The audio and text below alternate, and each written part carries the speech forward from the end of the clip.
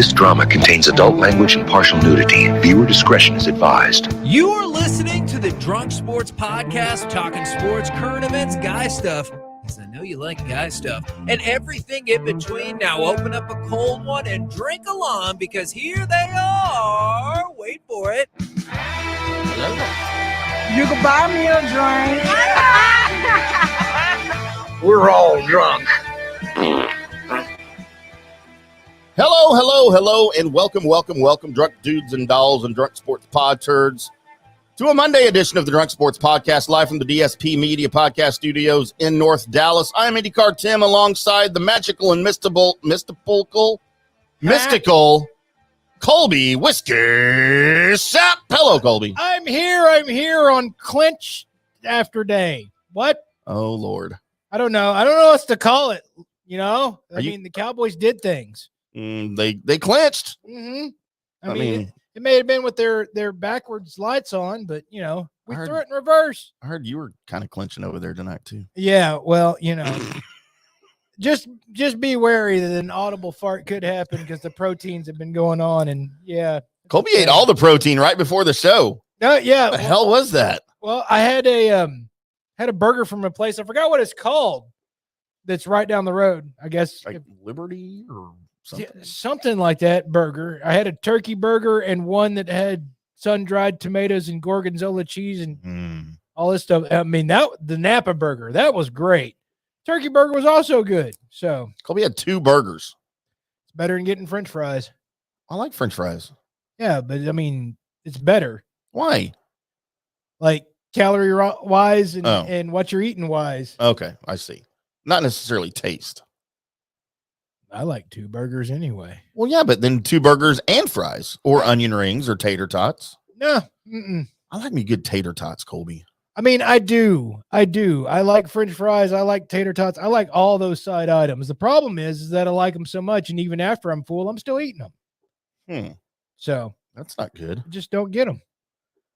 Well, good for you, Colby. We've got a big show for everybody tonight. We will recap the Cowboys Jaguars, the big game on Sunday yesterday. Wasn't a fun one.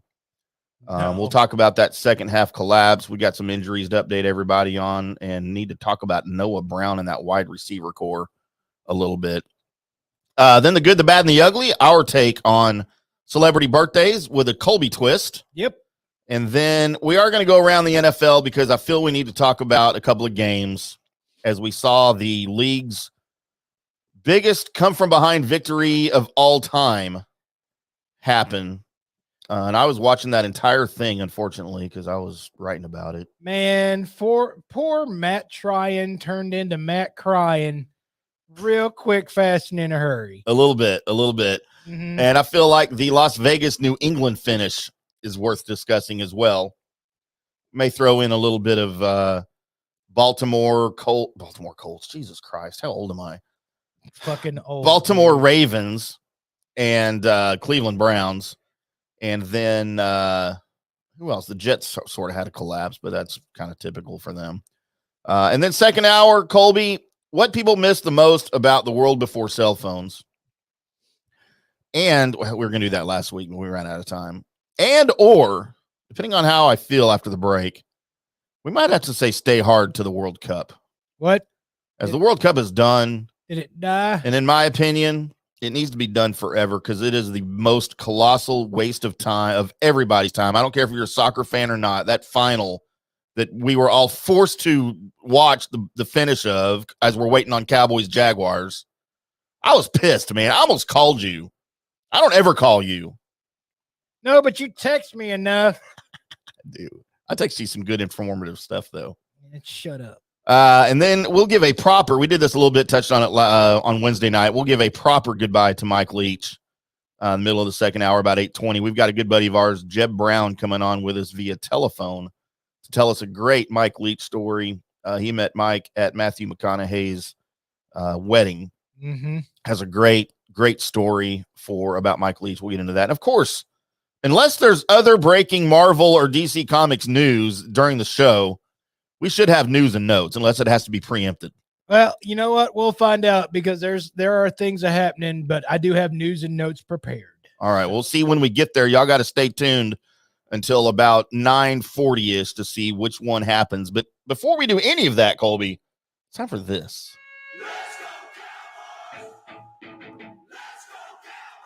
And now it's time for Around the Cowboys, where we discuss America's team and all of their mediocre NFC East opponents. Brought to you by the Drunk Sports Podcast and BetUS. All right, Colby, where do you want to start? Man, crap, I don't know. I mean, there were so many things happening with this game. The Cowboys got out to a great start, and things were looking awesome until they weren't. And you could tell, if you were watching the game, you could tell that the momentum started to switch a little bit. And the defense was having to be out there a little longer, and you saw, players exiting the field, and that was starting to take its toll because the run game started getting better. And you just kind of felt that. Now, if you were an asshole and just texted out right at the beginning of that when you started to feel it, that, oh, I feel an implosion going on, and you did that to anybody, let me just tell you, you're what's wrong. Did I do that? You're what? Yes, you did. Hello, Ron. Welcome to the show, brother. You certainly did. As soon as, because everybody felt that in that situation. Oh, crap, this could turn bad really quickly. But what you should do in these instances as a proper Cowboys fan is keep that shit to yourself. Maybe start praying. Or just keep watching.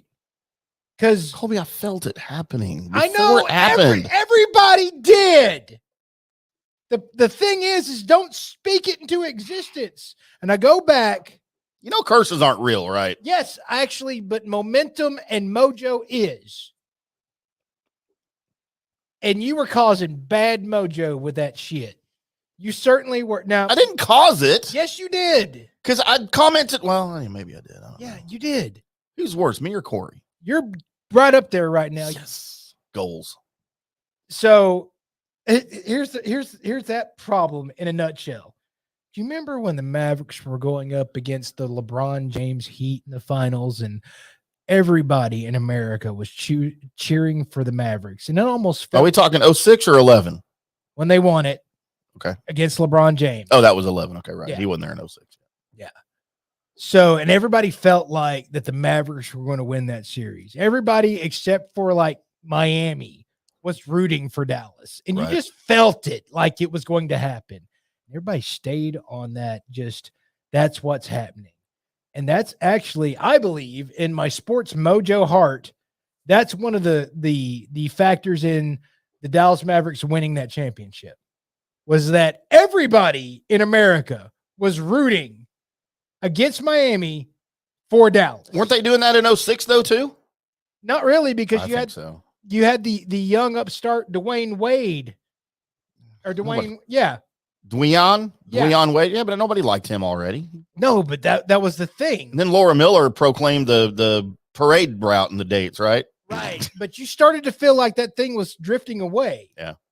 Felt like, oh crap, we could actually lose this.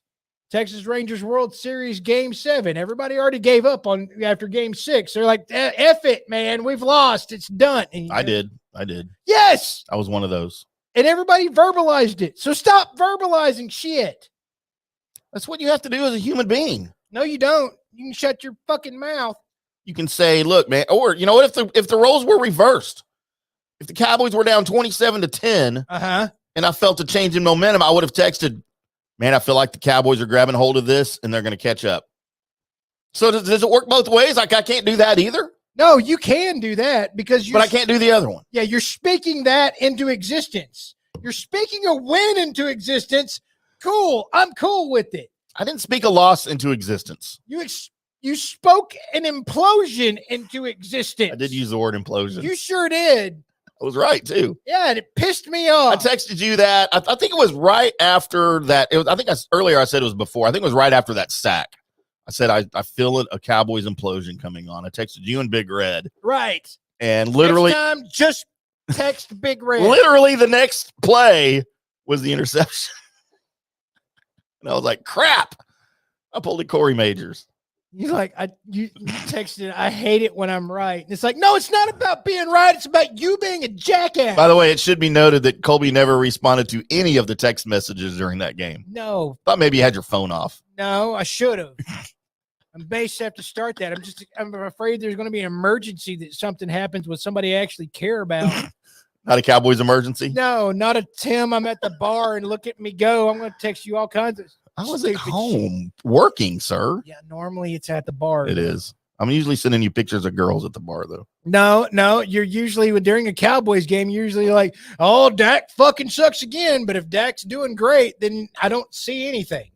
Okay, I've never used the words Dak fucking sucks again. No, yeah, but it's. I thought it, but I wouldn't verbalize that because I don't feel like I have to because that's pretty apparent. You're a horrible parent. I've been accused of that. What happened?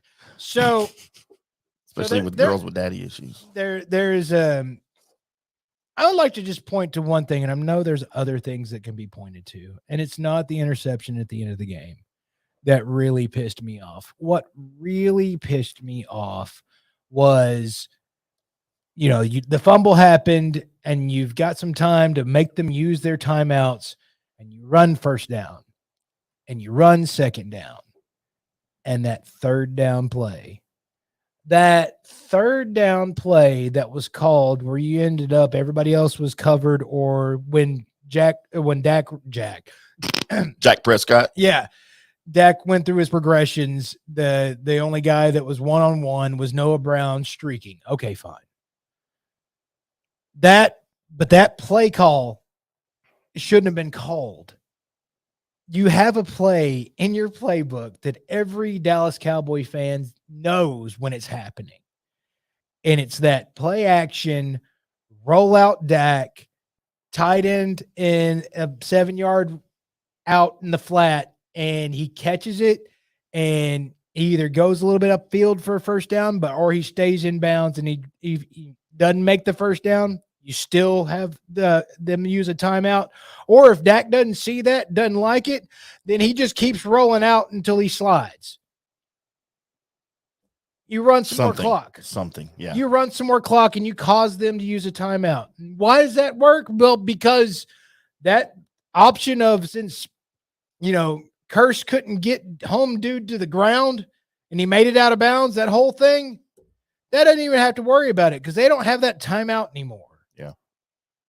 Now, is it to say that that's exactly how they would have treated that if they had, as far as at the first part of that drive? It looked like the Jaguars were out there with their pants down, just seeing how big they could swing their dick for a little bit the first part of that. Then they caught on. All you needed was some more time off the clock. The other stuff, when the coin flip happened and you didn't get it and the Jaguars got the ball first, I was like, man, this defense is done. They are trashed right now. They need rest. They don't need to be back out there. This is probably it. When it didn't happen, I was like, oh, my God. And then you had the Noah Brown, it's not my football. Never mind, it's yours. But that play pissed me the fuck off. Let's talk about the defense for just a second. Mm-hmm. Because, sorry, I'm trying to deal with another computer issue over here. The defense has been the biggest strength of this team the entire season. This defense has been called smothering, right? Dominating, all of those adjectives that we've talked about, and we know they were due for a bad game.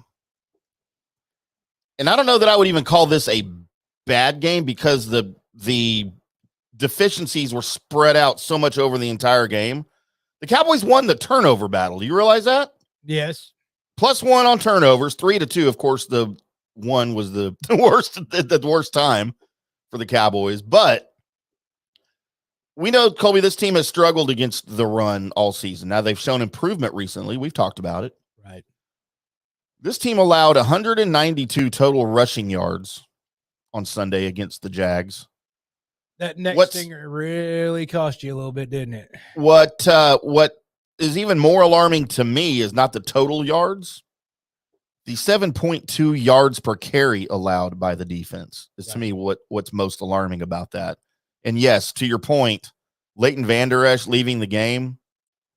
with what we thought was a neck injury. And for Leighton Vander Esch, that's a kiss of death because he has struggled and missed so much time because of neck situations.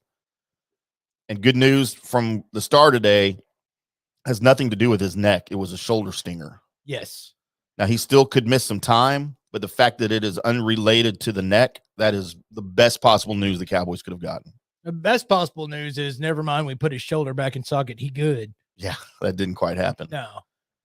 But it's hard for me to imagine Leighton Vander Esch has that much impact on the running game, just him alone.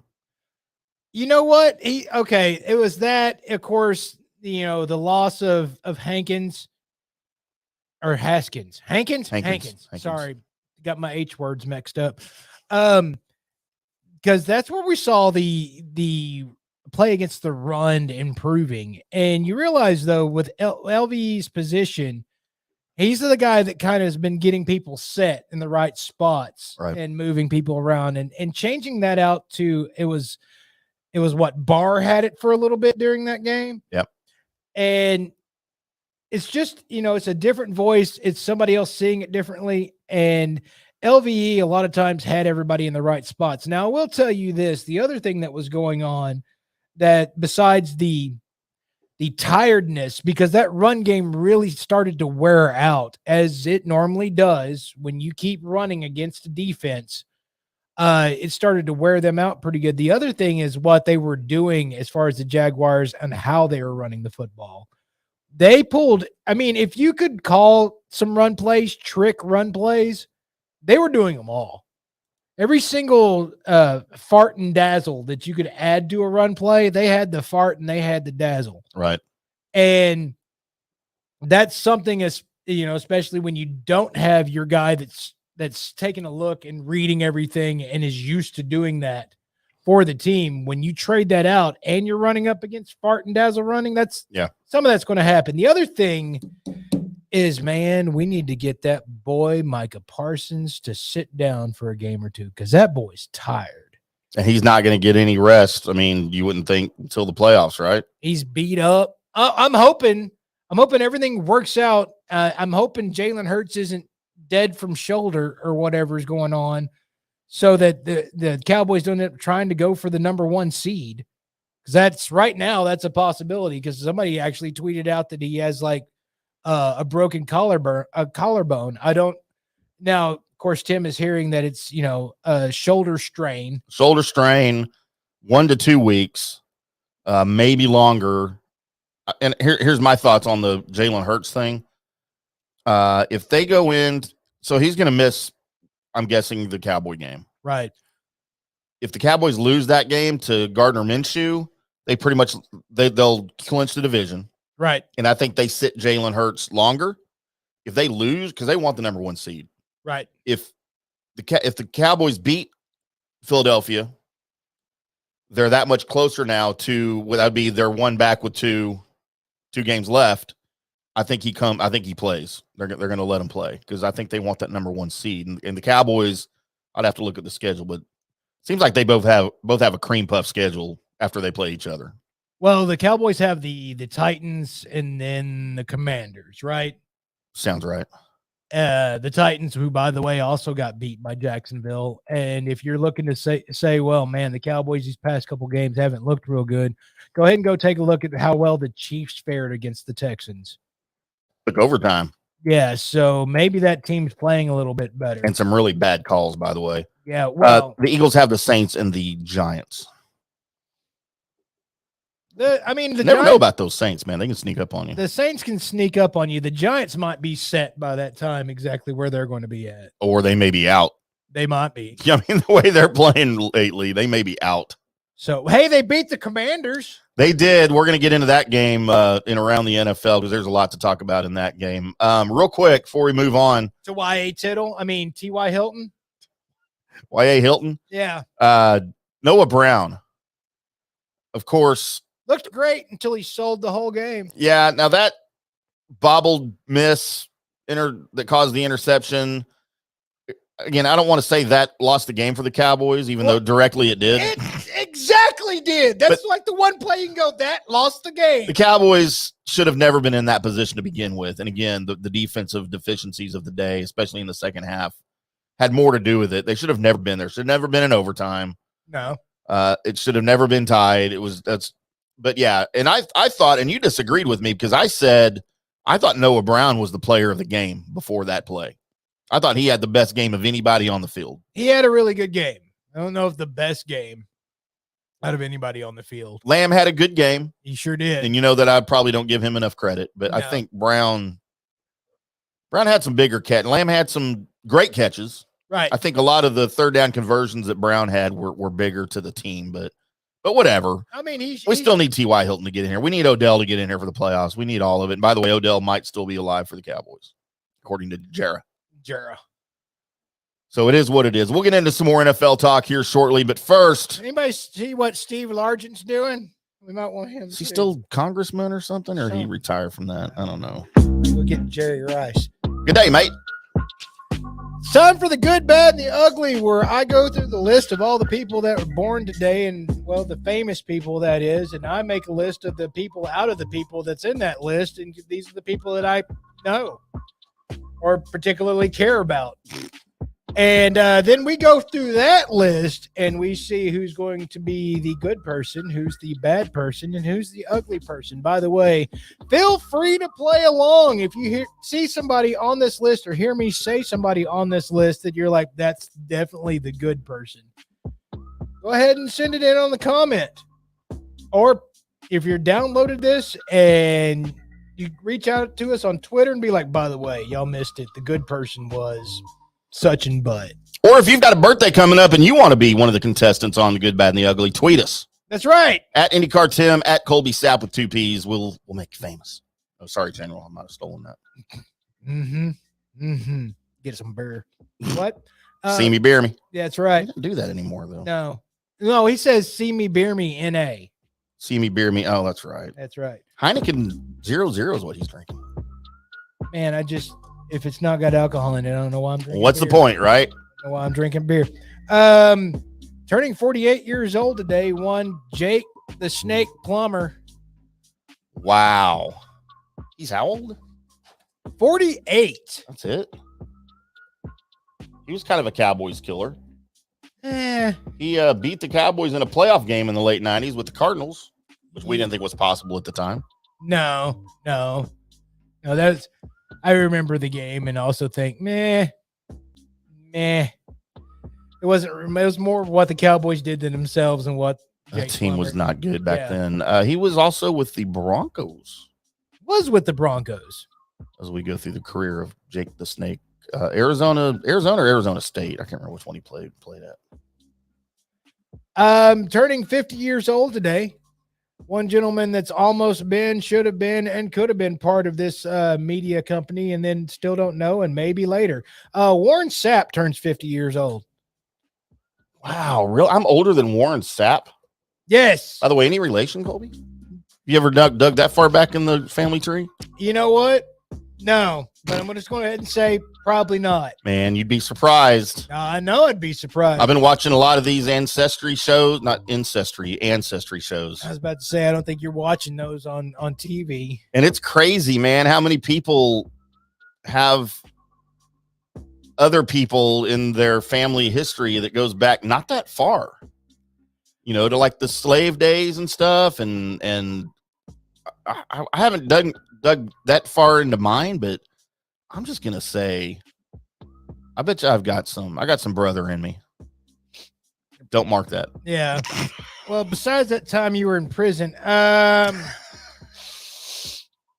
no, I mean, there are, believe it or not, Sapp is not that common, not that uncommon of a last name. Yeah, I've heard about it, but of course you're clearly the most famous of the Sapps. Yeah, maybe not with Warren though. I'm just saying he might have a little bit more fame than me.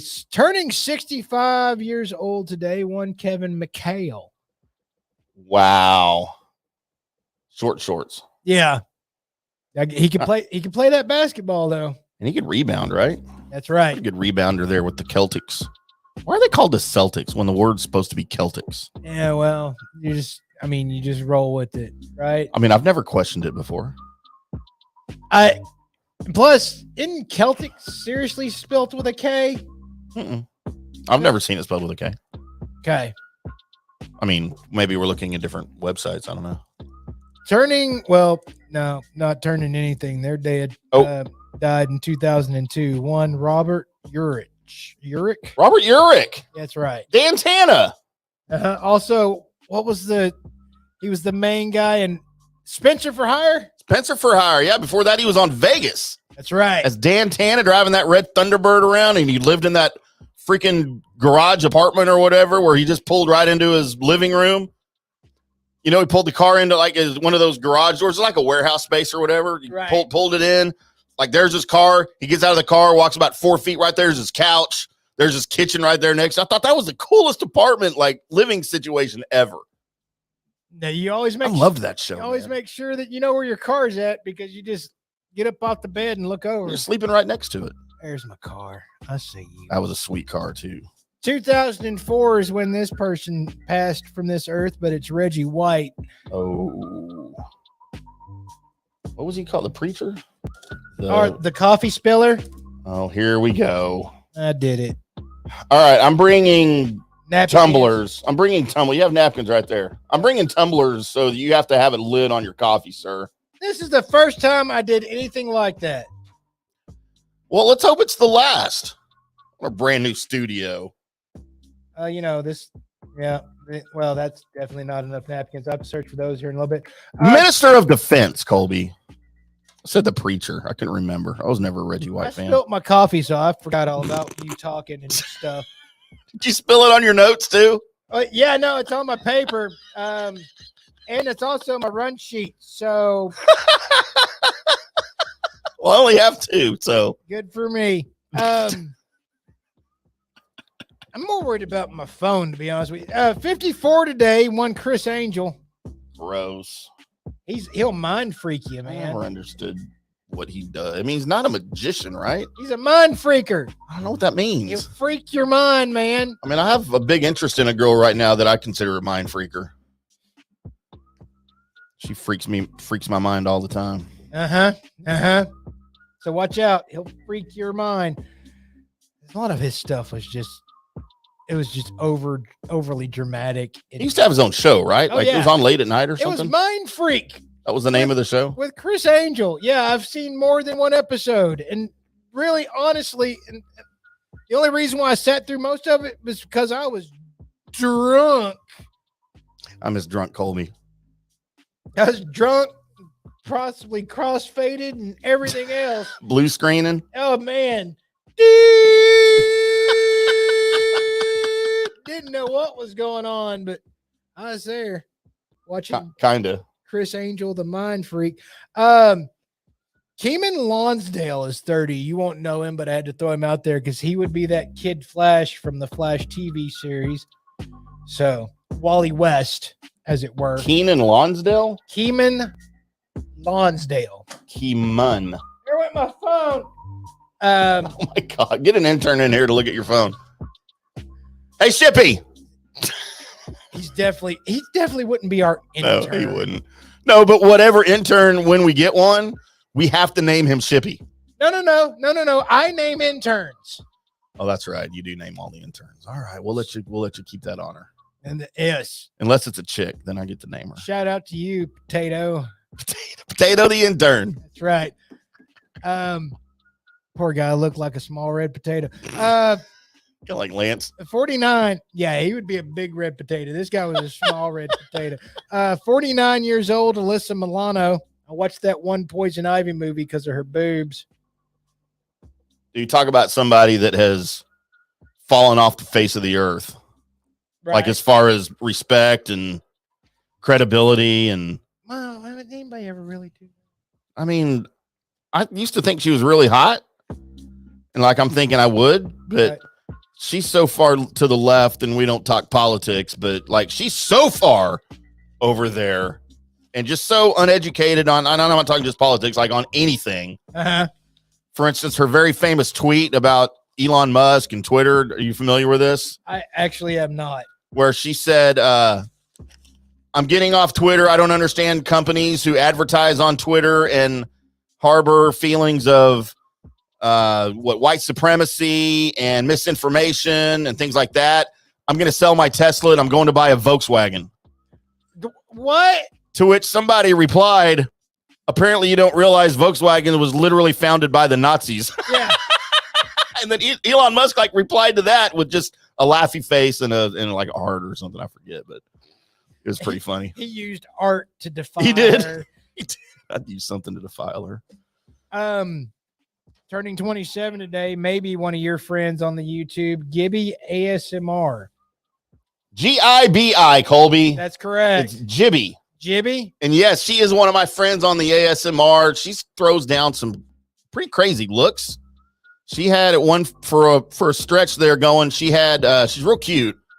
Like literally half of her hair on this side was like platinum blonde and half of it was jet black on the other side. That's exactly the photo they used on famousbirthdays.com. Is it? Yeah, she's not like that now, but dude, she's really good at what she does, and she puts a lot of work and effort into her videos to make them somewhat, I don't know, I guess I don't know what the word I'm looking for is. Just make them authentic. She tries to make them a little bit authentic, whatever her thing that she's doing, whatever she's portraying.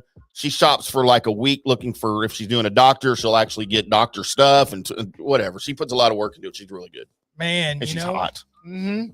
I didn't realize she was only 27. Yep. She's a YouTube millionaire. Yes. That'd be the reason why she's like number 2 on famousbirthdays.com for being an asthma person. She's hot. Try to pull a picture of her up. Jake Gyllenhaal turns 41 years old today. Gay? No. He was in that gay cowboy movie. Yeah. Neither one of those guys, I believe, were actually gay. Who was the other dude? Was Heath Ledger. Wasn't he gay? No. Really? No. I thought they were both gay. Like that's why they were in the movie. No, they were just playing gay guys. They let straight people play gay people in shows. You know what? And they've let gay people play straight people in That's shows before I too. don't think that's possible. No, it's Were they blind too? It's called acting. It's the thing. Were they blind? I mean, people that actually can't stand each other have had love scenes before. Well, I realized that. And how is what I just got through saying before that more of a stretch than you got to go act like you're in love with this person that you actually hate in real life? I just thought they were gay. By the way, I never saw that movie. I never will. Not interested. I wasn't interested either. Just was. I mean, I thought it'd be more up your alley than it is mine. What? What happened? What does that even mean? I don't know. Are you blind? Are you gay? Wish I knew how to quit you. So that's the end of the list. That's Huh. the people that was born today. All right. Man, this is gonna be tough. Oh, we got a comment from our higher up here. Johnny said, well, there goes the table. I cleaned it up with paper, dude. Live on the air, too. I got it while I was doing a segment. Who? What? Segment. Oh. Colby, you want to see before I get to my favorites, do you want to see a really good picture of GB? Gibby? Sure. You couldn't tell that she was 27 years old? Well, that was when she was really young. Right. I just never knew how old she was when she started. She's been doing it a long time. Mm-hmm. Can we just leave that? No, never mind. Oh, you know what? This is better. Yep. By the way, that might have to be somewhat in news and notes as your report on that movie, even though I'm pretty sure you watched it drunk. So I haven't finished it yet. Oh, never mind. We'll get into that. We can get into some of that if you want. Definitely. Maybe after some Mike Leach before news and notes. I have a little story to tell.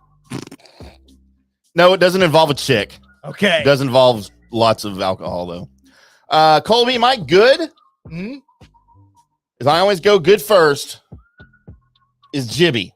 All right. Gosh, she's so hot. My bad, Alyssa Milano. All right. Just a terrible human being.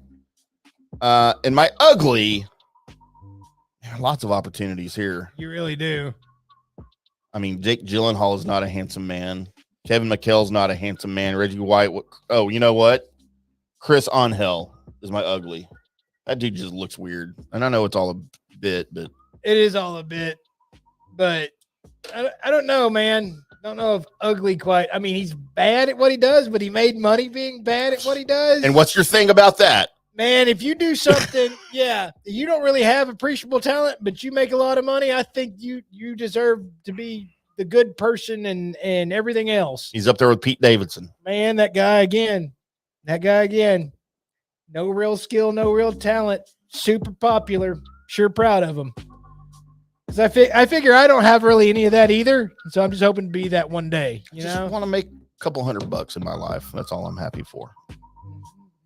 So my good is going to be Reggie White. I mean, what? He was an Eagle and a Packer. I know, but he was also like super good guy. I don't know how good he was. Wasn't he not? There's been stories that come out since his death. Oh, he wasn't a lover of Jesus? Oh, he was a lover, all right. Well, you know what? So was Dion back in the day. When he would have been. Dion would have definitely been a good if it was on this list. He was a Cowboy, though. I liked him before then, though. I know, and I don't understand that. Man, I used to play the Atlanta Falcons in Super Tecmo Bowl and stuff. Just because of Dion? Just because of Dion. All right. So, anyway, you know what? Fine. Fuck you. I won't have him as my good. Thank you. I've never talked Colby out of anything before. I'm going to go with Jake Gyllenhaal just because. Is your good? Yeah, it's my good. Or is your gay? No, he's as a good. My bad's going to be, well, it's Alyssa Milano. You talked me into that. And my ugly, not Chris Angel, because that was the only things he had actually going for him is like, I dig the look. I just didn't dig anything else that was going on at the time. So the ugly's got to be Warren Sapp. Sorry, dude. I mean, I know we got the same last names and everything, but whew, I mean, wow, he wasn't going to run up there for a pretty contest. More than Kevin McHale? Yes. Okay. Yeah. I'm not disagreeing. I'm just saying maybe it required a little bit of thought. No, it required a little bit of thought, but yeah. All right, that was a good list. There it is. And we sort of agreed on a few things too. I know, which now I've got to go find out what's wrong with me. Yeah, because that never happens. Oh, that reminds me, I got to look at my phone. Yeah, you might want to get your phone there. Make sure it's not full of coffee and creamer.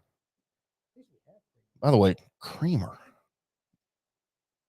Well, let's get into a little bit more sports. It'll be our last sports segment. Actually, our last sports segment of the night, even if we talk about World Cup, because as everyone knows, soccer is not a sport. I mean, that was a pretty cool World Cup.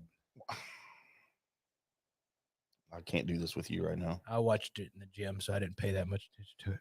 Because no one should. No, I mean, there's people that should. It's just gross. And now it's time for those drunk sports boys to go around the NFL, breaking down the latest football news with a dash of daily drunk. Bruh. Hey, my phone still works. Yay! I can still text you Cowboy stuff. Fuck. It broke.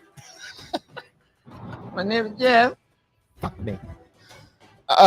So a big weekend in the NFL, Colby. Let's blow through some of these games real quick before we get into our break. Man, what did these games do that made us so happy? He's gay. Let's talk first about the Minnesota-Indianapolis game. As I watched this game, I did too. And by the way, you consider yourself a connoisseur of broadcasters? No, because I usually like the guy that everybody doesn't like, and then I end up not liking the guy that everybody thinks is awesome. Are you a fan of the Iron Eagle?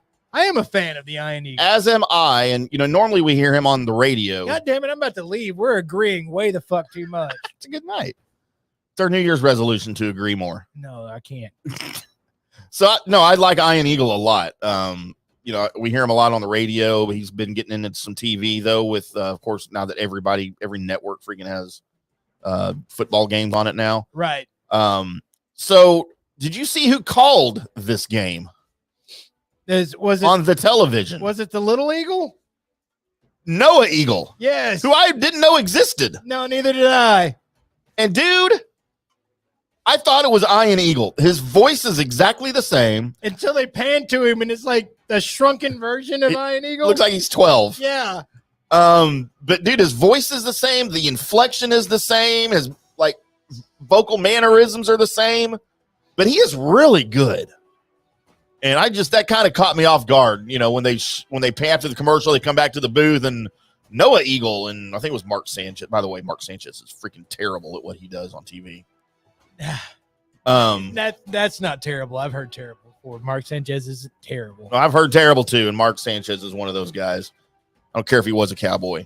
So it was funny because as the Colts were up 33-0 just before halftime, they were talking about the Minnesota sideline.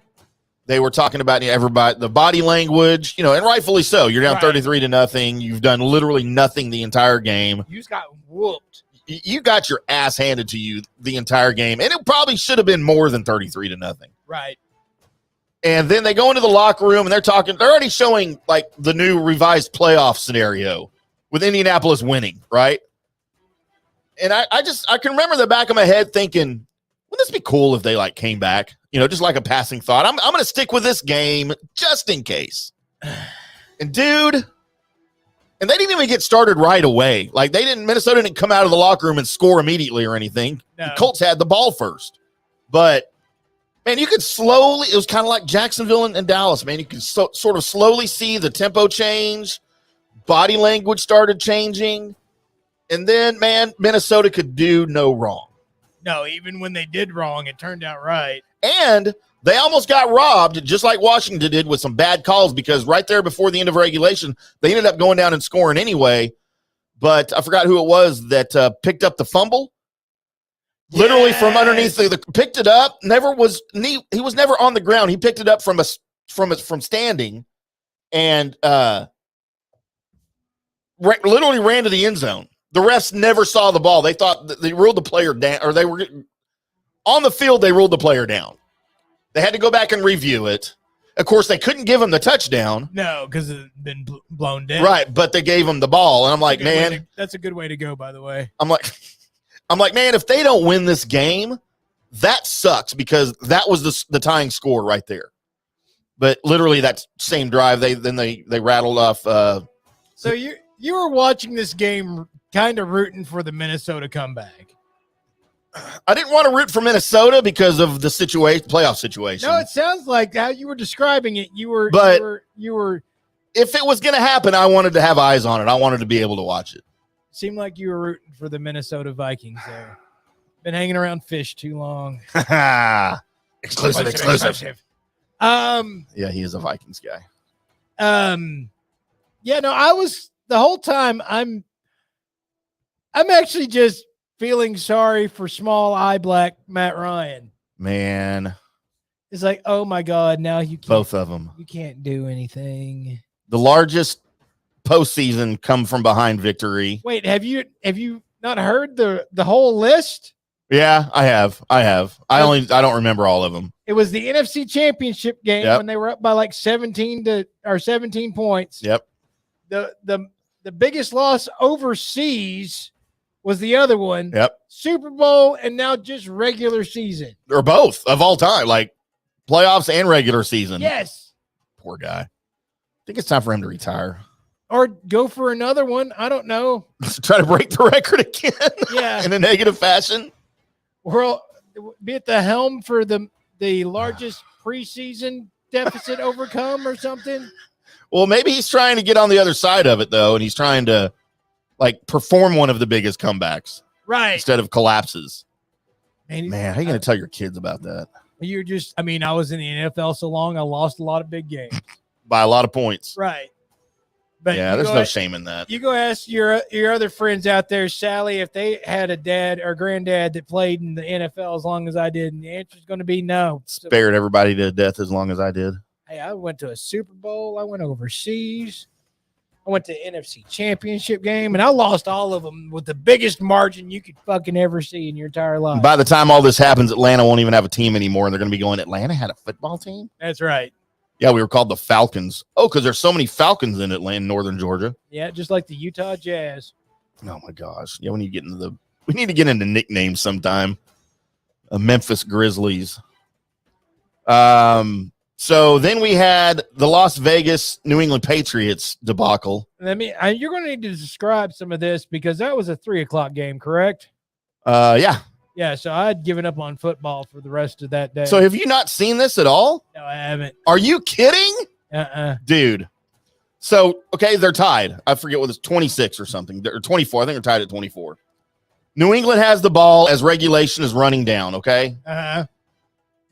Deep in their own territory. They have a drive going. We're under a minute. And, in this situation, what do most teams do? Play it safe, head to overtime, right? Right. Well, somebody forgot to tell the offensive players on New England's team that they were tied. Oh. And apparently somebody thought they were down and they had to score on the last play as time was expiring. Oh, dear. Because I forget who their running back was. He tore off like a 20-yard run. And as he's being wrapped up, he pulls the old pitch it to somebody. Okay, because, hey, we got to score. Well, no, you don't. You're tied. You're about to go to overtime. Pitches it to somebody. And time has expired. Like this is the last play of the game. Pitches it to somebody. That dude runs around in circles, kind of the Trayvon Diggs scenario, right? Right. Pitches it to somebody else who then has the brilliant idea as Mac Jones is way over there on the other side of the field by himself. Hey, I'm going to throw this to Mac Jones and let him run it down the sideline. Throws it over there, but it's like a linebacker. Dude doesn't have an arm. Yeah. He gets it about halfway there, right into the hands of a Raider. And it was a lateral. I guess it's considered, it's not an interception or whatever, but dude, literally, Mac Jones is coming over to try to catch it. The Raider grabs it, stiff arms Mac Jones right into the freaking turf. It was funny. And then steps over him, runs it in for a touchdown to win the game on the last play after. Probably 20 seconds after time expired. I'm telling you, Bill Belichick can give a whole hell of nothing. Nothing. Dude, it was the craziest thing that's what you do when you're down, right? Right. But when you're tied, hey, let's kneel. Let's just kneel. Let's go to overtime. Let's see what happens. I've never seen a team do that in a tied situation before, ever. Maybe that was the thought. Maybe they're not going to see this coming. I mean, but it looked like everybody was in on it. Like, everybody was pitching it and running around and say, hey, pitch it to me. And it looked like it was almost a planned play. Oh, my God, dude. Belichick was so pissed at the end of the game. Freaking losing to Josh McDaniels. Oh, can you imagine? What if that was the ploy to make sure McDaniels got it? Does it come back? That would have been great. Just wanted to make sure McDaniels got that win. We owed you a win, bud. Yeah, we don't want you back on our team. We don't want you to get fired. Now I've got to act pissed off, which I'm Bill Belichick. My face just looks like this all the time, even when I'm happy. Dude, would Belichick take him back for what, now the third time? If he gets fired as a head coach? I mean, maybe because the offense looked better with him there. I don't know.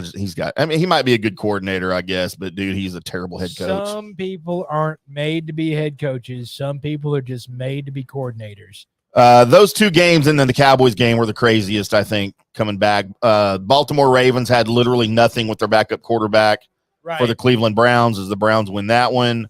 The Jets pulled the Jets. They looked like the old Jets with Zach Wilson back in the game. Would you say that the Cleveland Browns massaged their way into a win? I mean, you might say that. Okay, I did. Deshaun Watson would probably say that. Uh-huh. But just real gripping game. Some great. Here we go. I'll find it again. Jesus Christ. But just maybe one of the craziest NFL weeks I've seen in a long time. And by the way, the Washington and New York Giants game, which we can thank them for the playoff clinching. Yes, the Cowboys clinched because the referees let the New York Giants win. And make no mistake, yes, I was pulling for the Giants, Colby, even though it meant Dallas would. But you know what? Dallas should have taken care of their business that day, and it wouldn't have mattered. Right. But Washington got robbed, man. That last play, first of all, there's the debacle of the Terry McLaurin not offsides, but lined up illegally off the line of scrimmage. Right, illegal formation. Illegal formation.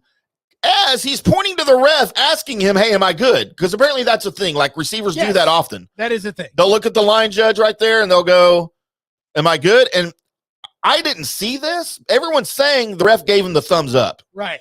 What I saw when I saw it, I saw the ref point a yard ahead. I saw the ref point like you need to move up.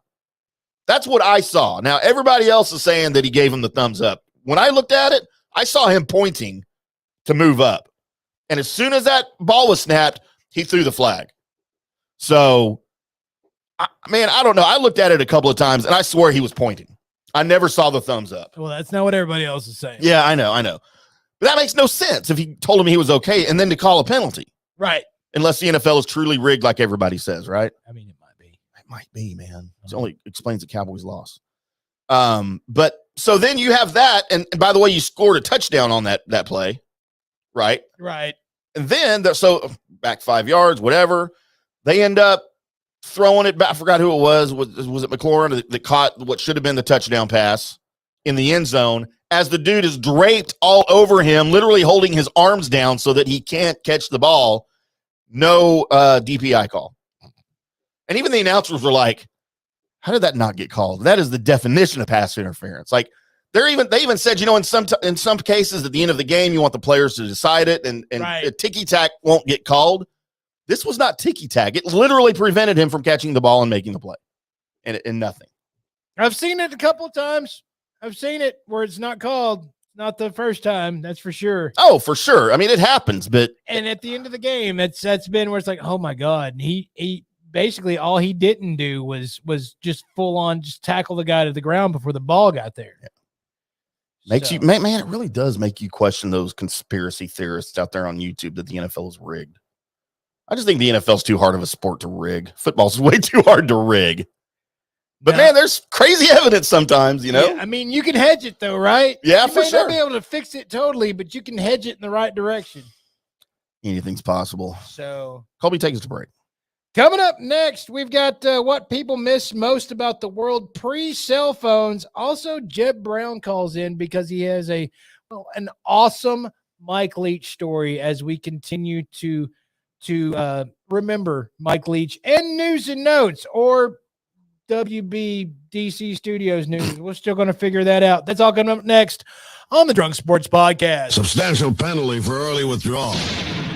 The Drunk Sports Podcast. Kroger knows this year the holidays are doubly important, so make your celebrations doubly special with fresh, never frozen prime grade beef and Simple Truth organic Brussels sprouts. Kroger, fresh for everyone. Double specialness, void where prohibited. Certain restrictions. Wait, stop illegal. We've got even more special holiday food. It's like delicious king crab legs with private selection gourmet potatoes or cave-aged Murray's cheese and fresh baked La Brea bread. Kroger, fresh for everyone. All right, legal. You're up. Double specialness, void where prohibited. Certain restrictions may apply. Shop at participating stores for more details. You know a spot, but not just a spot, the spot. Actually, with the all-new Nissan Frontier, you know a bunch of them. But the key to these great spots? Being able to reach them in the first place. Your spot is out there. Find your Frontier in the all-new 2022 Nissan Frontier with standard 310 horsepower, advanced tech, and 281 pound-foot of torque.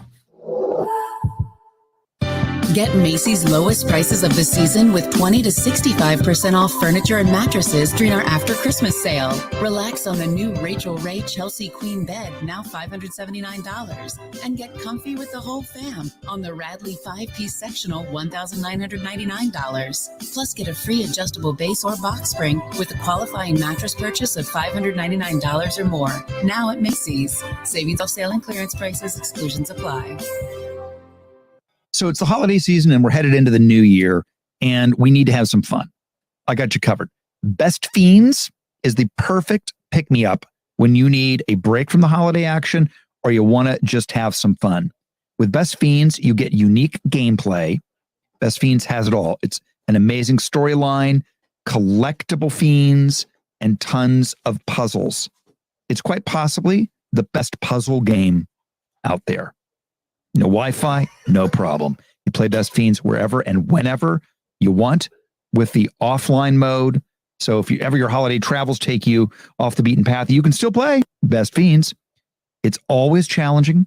The game is literally thousands of levels with more added all the time. So there's always a fresh challenge waiting for you when you need a mental pick-me-up. And I am all for games that you can play online and offline because you can take them anywhere. You can download Best Fiends free today at the App Store or Google Play. That's Best Fiends. It's basically friends without the R. Best Fiends. Attention business owners. Frontier Fiber for Business has 30 times faster upload speeds than cable. Wow, that could make my day-to-day 30 times smoother. Yep. Give me 30 times fewer headaches due to slow, spotty internet. Definitely. And leave me 30 times freer to crush the competition. Rush away, friend. Do what cable can't with 30 times faster upload speeds. Get our 300 meg fiber internet for just $49.99 per month. Now with over $800 in free benefits like a digital phone line and device security. Visit fiberopticbusiness.com for complete offer details. Limited time offer. Services subject to availability and all applicable terms and conditions. Shop Mattress Firm's year-end sale and put an end to junk sleep. Save up to $500 when you get a king bed for the price of a queen or queen for a twin. Plus, get a free adjustable base with qualifying Sealy purchase up to a $4.99 value. Or shop top-selling brands and get up to 50% off select mattresses, like Sealy twin mattresses starting at $224.99 or Serta twin mattresses at $349.99. And shop with confidence thanks to our low price guarantee. Only at Mattress Firm. Restrictions apply. See store for details. The Big Finish sales event is on at Denton Dodge. Save over $5,000 off MSRP on a new 2021 Dodge Durango. And every vehicle is backed by our true transparency pricing. Relax and enjoy the difference. Visit us at 4984 South, I-35 East, and online at DentonDodge.com. Stock number MC 815215. MSRP $56,482. Includes $1,000 bonus cash, $1,450 national retail consumer cash, $750 Chrysler cash, and $22.92 dealer discount. Tax, title, and license fees excluded. Unapproved credit expires 1/3/2022. Nerds! Dreaming of a change of pace? Let NerdWallet help you compare your way from here to there. Compare investing accounts to expand your portfolio and your horizons. Then, use NerdWallet to compare mortgage rates for a home with peace and quiet built in. Compare your way there. Find the smartest financial products for you on NerdWallet. NerdWallet Compare Inc. NMLS 1617539. NerdWallet is not an investment advisor nor an investment broker. Information is for educational purposes only. With bills to pay and debt piling up, it's easy to feel overwhelmed. Personal loans through NetCredit can provide funding up to $10,000 to help you get back on track financially if eligible. Our secure application process allows you to customize the terms that work for you and your budget. So check your eligibility today without affecting your credit score and help get your finances back on track. NetCredit, a more personal loan. All NetCredit loans and lines of credit are offered by a member of the NetCredit family of companies or one of our lending partners. Visit netcredit.com/partners for more information. Care has the power to bring kindness where it's needed. It brings out the best in every one of us. It doesn't just see people. It takes time to understand them. It puts the needs of others ahead of its own. And when you start with care, you end up with a very different kind of bank.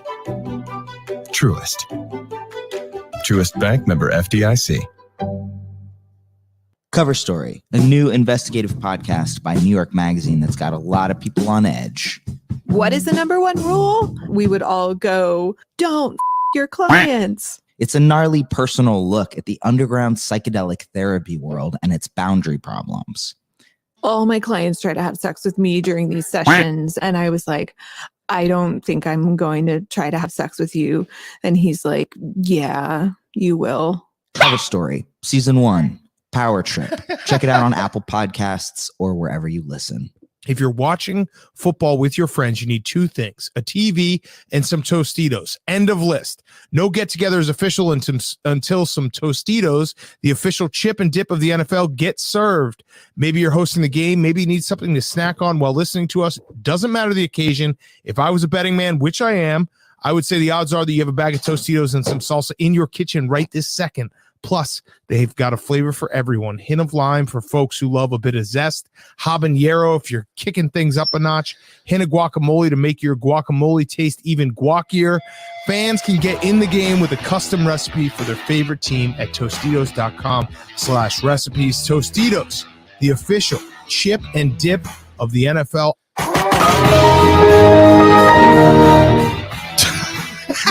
Welcome back to the Drunk Sports Podcast as we reboot the show. That's right. For the second hour, the Power Hour, Colby. Mm-hmm.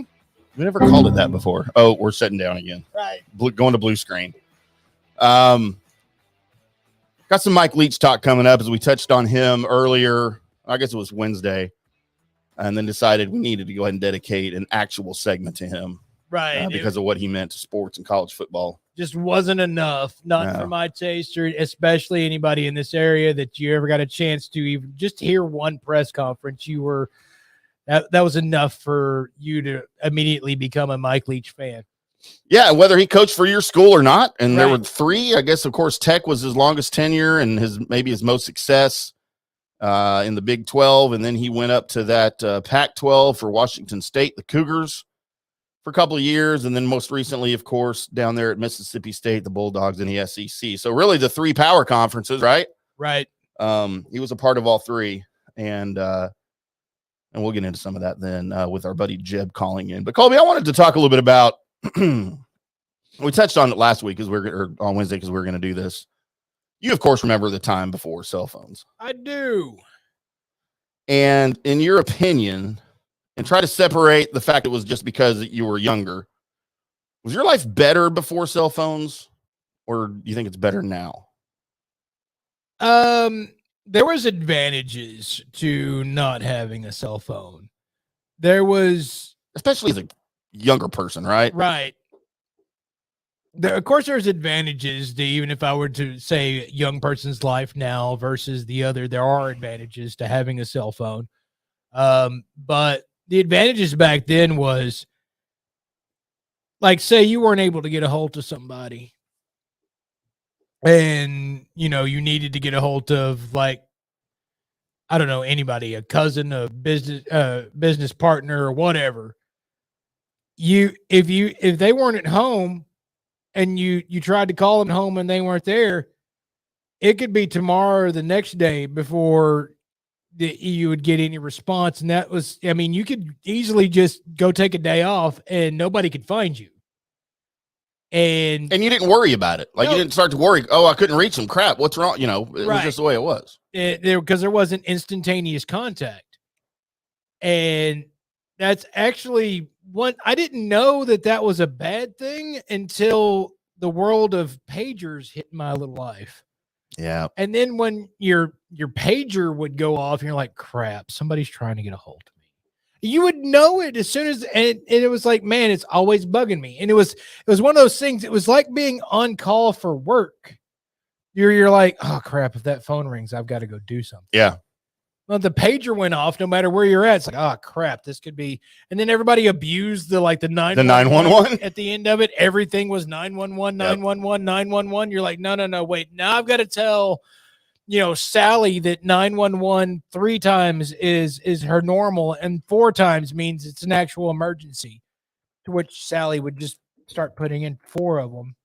Stupid bimbo. Sally. You just made her up. I think I dated her. Right. Probably did. So yeah, it was just you didn't worry about getting a hold of people. No. That was the main thing. They weren't home. They weren't answering the phone. So wait till they got home. And I tell you, my opinion of this is way different as a kid or as an adult, because as a kid, we didn't know any better. And literally, you'd leave the house, sometimes you come home from school, and both my parents worked for the most of the time when I was young, and I had to walk home from school. I'm talking like 3rd grade, young. And nobody cared. No. The world wasn't dangerous back then. It was. We just didn't know. Right. And I'd come home from school. I'd call my mom at work. Hey, Mom, I made it home. I'm going to grab a bite, and I'm going to go outside to play. Right. Okay. Be home by 6 for dinner. Yeah. And I would leave the house. I would literally go miles and miles and miles away, down to the creek, walk down the railroad tracks with my friends. We'd go all around. My parents never knew where I was. I always was home at 6. And if I wasn't, I got my butt beat. Right.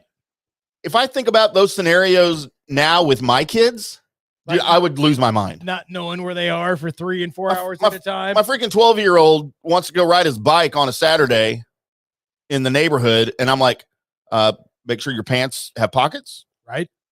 Get your cell phone, put it in your pocket. Uh-huh. and don't leave the street. Like, stay on our street. Dude, I grew up in Carrollton, okay? Like, what was then North Carrollton? Beltline of Josie, which is now not North Carrollton. And I would ride my bike all the way down to downtown Carrollton on the square where there was a movie theater. Right. Sometimes I would skip school as a 5th grader. The first rated R movie I ever saw, Blues Brothers, 1980. Freaking skipped school, rode my bike with a buddy down to the Carrollton Square, and we're riding on Beltline Road, a major thoroughfare, to get down to the square. Snuck in the Carrollton Plaza Theater to go see the Blues Brothers. Nobody ever knew and cared. The school didn't call my parents because I wasn't there. No. Nope, it just didn't happen. Right. Because it was tough to get a hold of your parents because they were at work. Yeah, they had a work phone and a home phone, and I knew to answer the home phone in case the school called. Right. But I don't think they ever did. So this was a thing that I found on the intrawebs, as apparently somebody was writing a college paper, and this was a younger person, was writing a college paper about the world before cell phones. So he went to Twitter. I say he, and I know it's a weird, ambiguous name. Okay. People who had analog pre-cell phone childhood or young adulthood, I'm trying to write an essay. What do you miss the most about those times? And of course, Twitter went nuts. And if I'd have seen this, I'd have gone nuts. I probably wouldn't have taken the time to reply, but it takes a lot of time to type. Uh-huh. So I thought we'd cover some of those. Except for during Cowboys games when I don't want you to. Well, it was just short sentences. So one person chimes in, and I disagree with him 100%. I miss the audio quality of analog phone lines. Digital signals cannot hold a candle to what we ever had with twisted copper wire. I mean, they can, and they're better. Yeah, I disagree with that. You can tell the difference, though, especially when cell phones were new. Oh, yeah. You knew immediately if somebody was on a cell phone when you talked to them. Right. Chuck Bell says there was no search engine for used books. You went down from store to store to find them if you needed one. People donated stuff, had yard sales, gave stuff to others as gifts because there was no way to eBay anything. Uh-huh. And I do love this part. You listen to 33 1/3 records, one side at a time. So it was literally 4 or 5 songs at a time. Then you had to get up and flip the record over. I mean, we already had cassette tapes by then, but I guess you had to flip the cassette over too, right? Oh, yeah. Willow Wilson said, friends dropping by unexpectedly. Can you imagine that now? Oh, I've done that before. Like, just go to a friend's house without texting or calling and just knock on the door. Hey, what's up? I'm here. Like, holy crap. The bullying ended after school. If you were bullied at school, it ended at 3:30 because they couldn't text or WhatsApp you after school hours. So you had some respite. I don't know. I kept bullying kids after school. Yeah, unless they live near your house, and everybody knew everybody though in your neighborhood. Right. Daisy Egan, by the way. What's up, Daisy? See your profile picture there. I miss the quiet. I miss talking on the phone in my bedroom for hours. I miss being bored. I miss how taking a picture needed to be a calculated decision because of how much it cost to develop the film. Uh-huh. I don't think I would have survived digital adolescence. No, that's the thing. In the instant entertainment, like the things that you used to do before that to entertain yourself. This was even like pre-video game, right? Where you're just like, man, something. And you would think up your own games or whatever, and whatever you had laying around. I mean, even if you didn't have stuff laying around, all of a sudden you just see kids in a hallway playing kick the can. Yeah. What's that? Anything. It's just kick the can. Just kick it. I mean, we had games at school that you would play before school or during whatever open, like even in middle school, I discovered wall ball. Right. With a handball or a tennis ball. And that's what we had to do before school. If you got dropped off early, you had to do something. You couldn't play on your cell phone. Right. You'd hang out with your friends. Dude, and we discovered wall ball. And I broke my nose a couple of times and got several bruises on my back with wall ball. But it was amazing. It's good times. Bill here, whatever this says. Don't need no. This is something that, I think I pronounced it correctly. Knowing everyone's phone numbers, addresses, and zip codes by heart. And I did, man. My whole list of friends, and I used to be popular, Colby. I had a bunch of friends. I don't believe it. I knew every single one of my friends' phone numbers. Oh, me too. By heart. You just pick up your phone. And this is like when speed dial, call waiting, and all that. Like it had just come out. I don't know how to use any of that. My dad didn't pay for that extra crap. We didn't even have call waiting at my house. Right. So I had to literally pick up the phone and dial the number. And you know what? Your friend's parent. You got to know your friend's parents because they would usually answer the phone. If you wanted to call a girl, sometimes you had to go through the parents. I mean, or know when exactly to call. Yeah. And it was down to the minute. Oh, it was, yeah. Like when they go to work, when they go to bed. Right. Like you talk. I remember a girlfriend I had in middle school. She's like, my parents religiously go to bed at like 10:05 or whatever the time was. She's like, call me at 10:06. I'm like, the phone's going to ring. She's like, I will be there. I will pick it up right after it rings. They won't hear it. Mm-hmm. I'm like, all right. And you had that kind of stuff planned.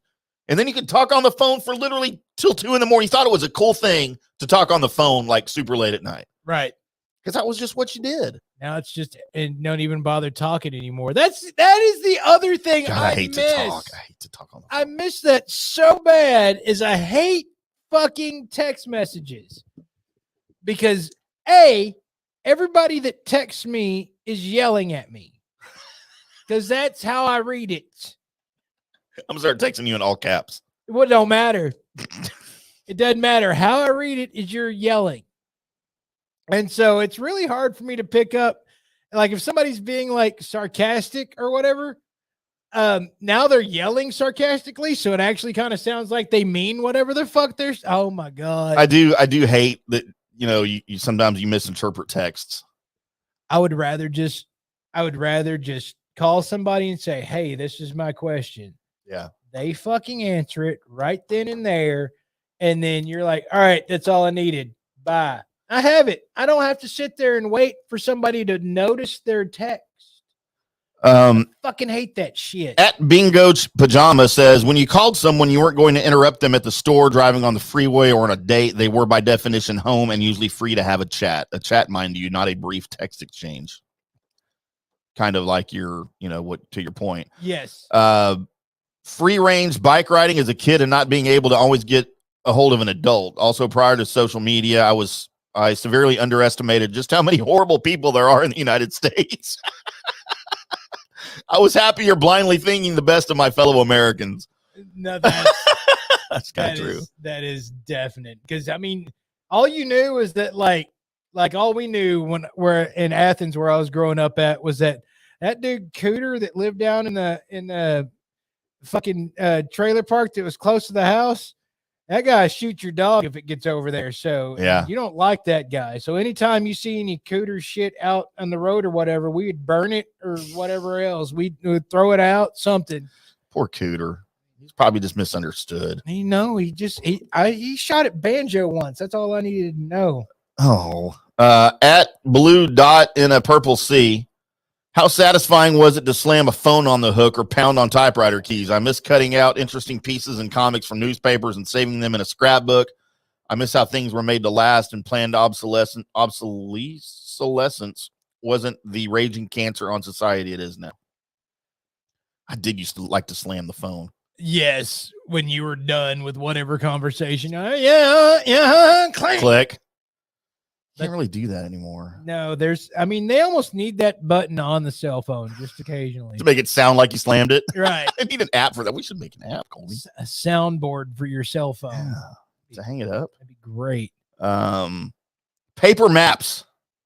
Okay. Record stores, mixtapes as a form of art, and courtship. Man, I was the master of mixtapes. Mixtapes, yes. Paper maps, don't miss those. Dude, I was the map. I've loved maps since I was a kid. When we would take road trips as a kid, I spent the entire time in the back seat on a map, figuring out where we were. We would pass an intersection or a highway or something, a numbered state highway, and I would find it on the map. I'm like, oh, here we are. Right. Hey, we're coming. Okay, now next I'm going to look for this road. Dude, I was, and even as an adult before, cell phones, I was the king of maps goes. Like I drove around for work and I needed to know where I was going. Okay, yeah. And even when you were doing that, now you have your phone up here with the map on and you're literally looking at it all of the time. Okay, where's my turn? Even when you used a Maps Go, You had to plan it out in your head and let it sit on the seat next to you.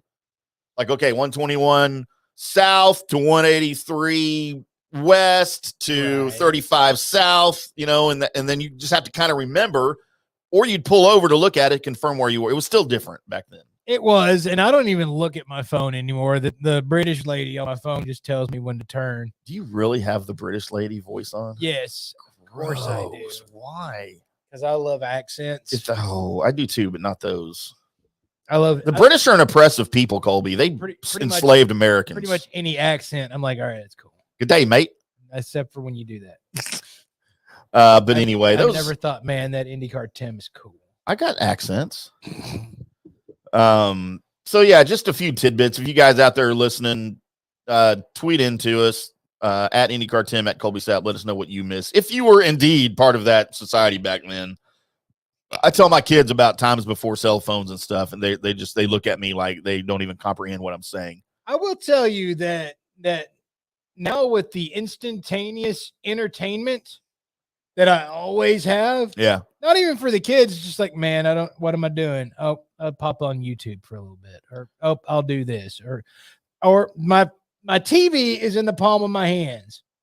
Just that if I'd have had that as a kid, that and like 2 less ribs, I'd have never left the house. 2 less ribs. Hey, disconnect from Bluetooth. I want to get the phone before Jeb calls here pretty soon.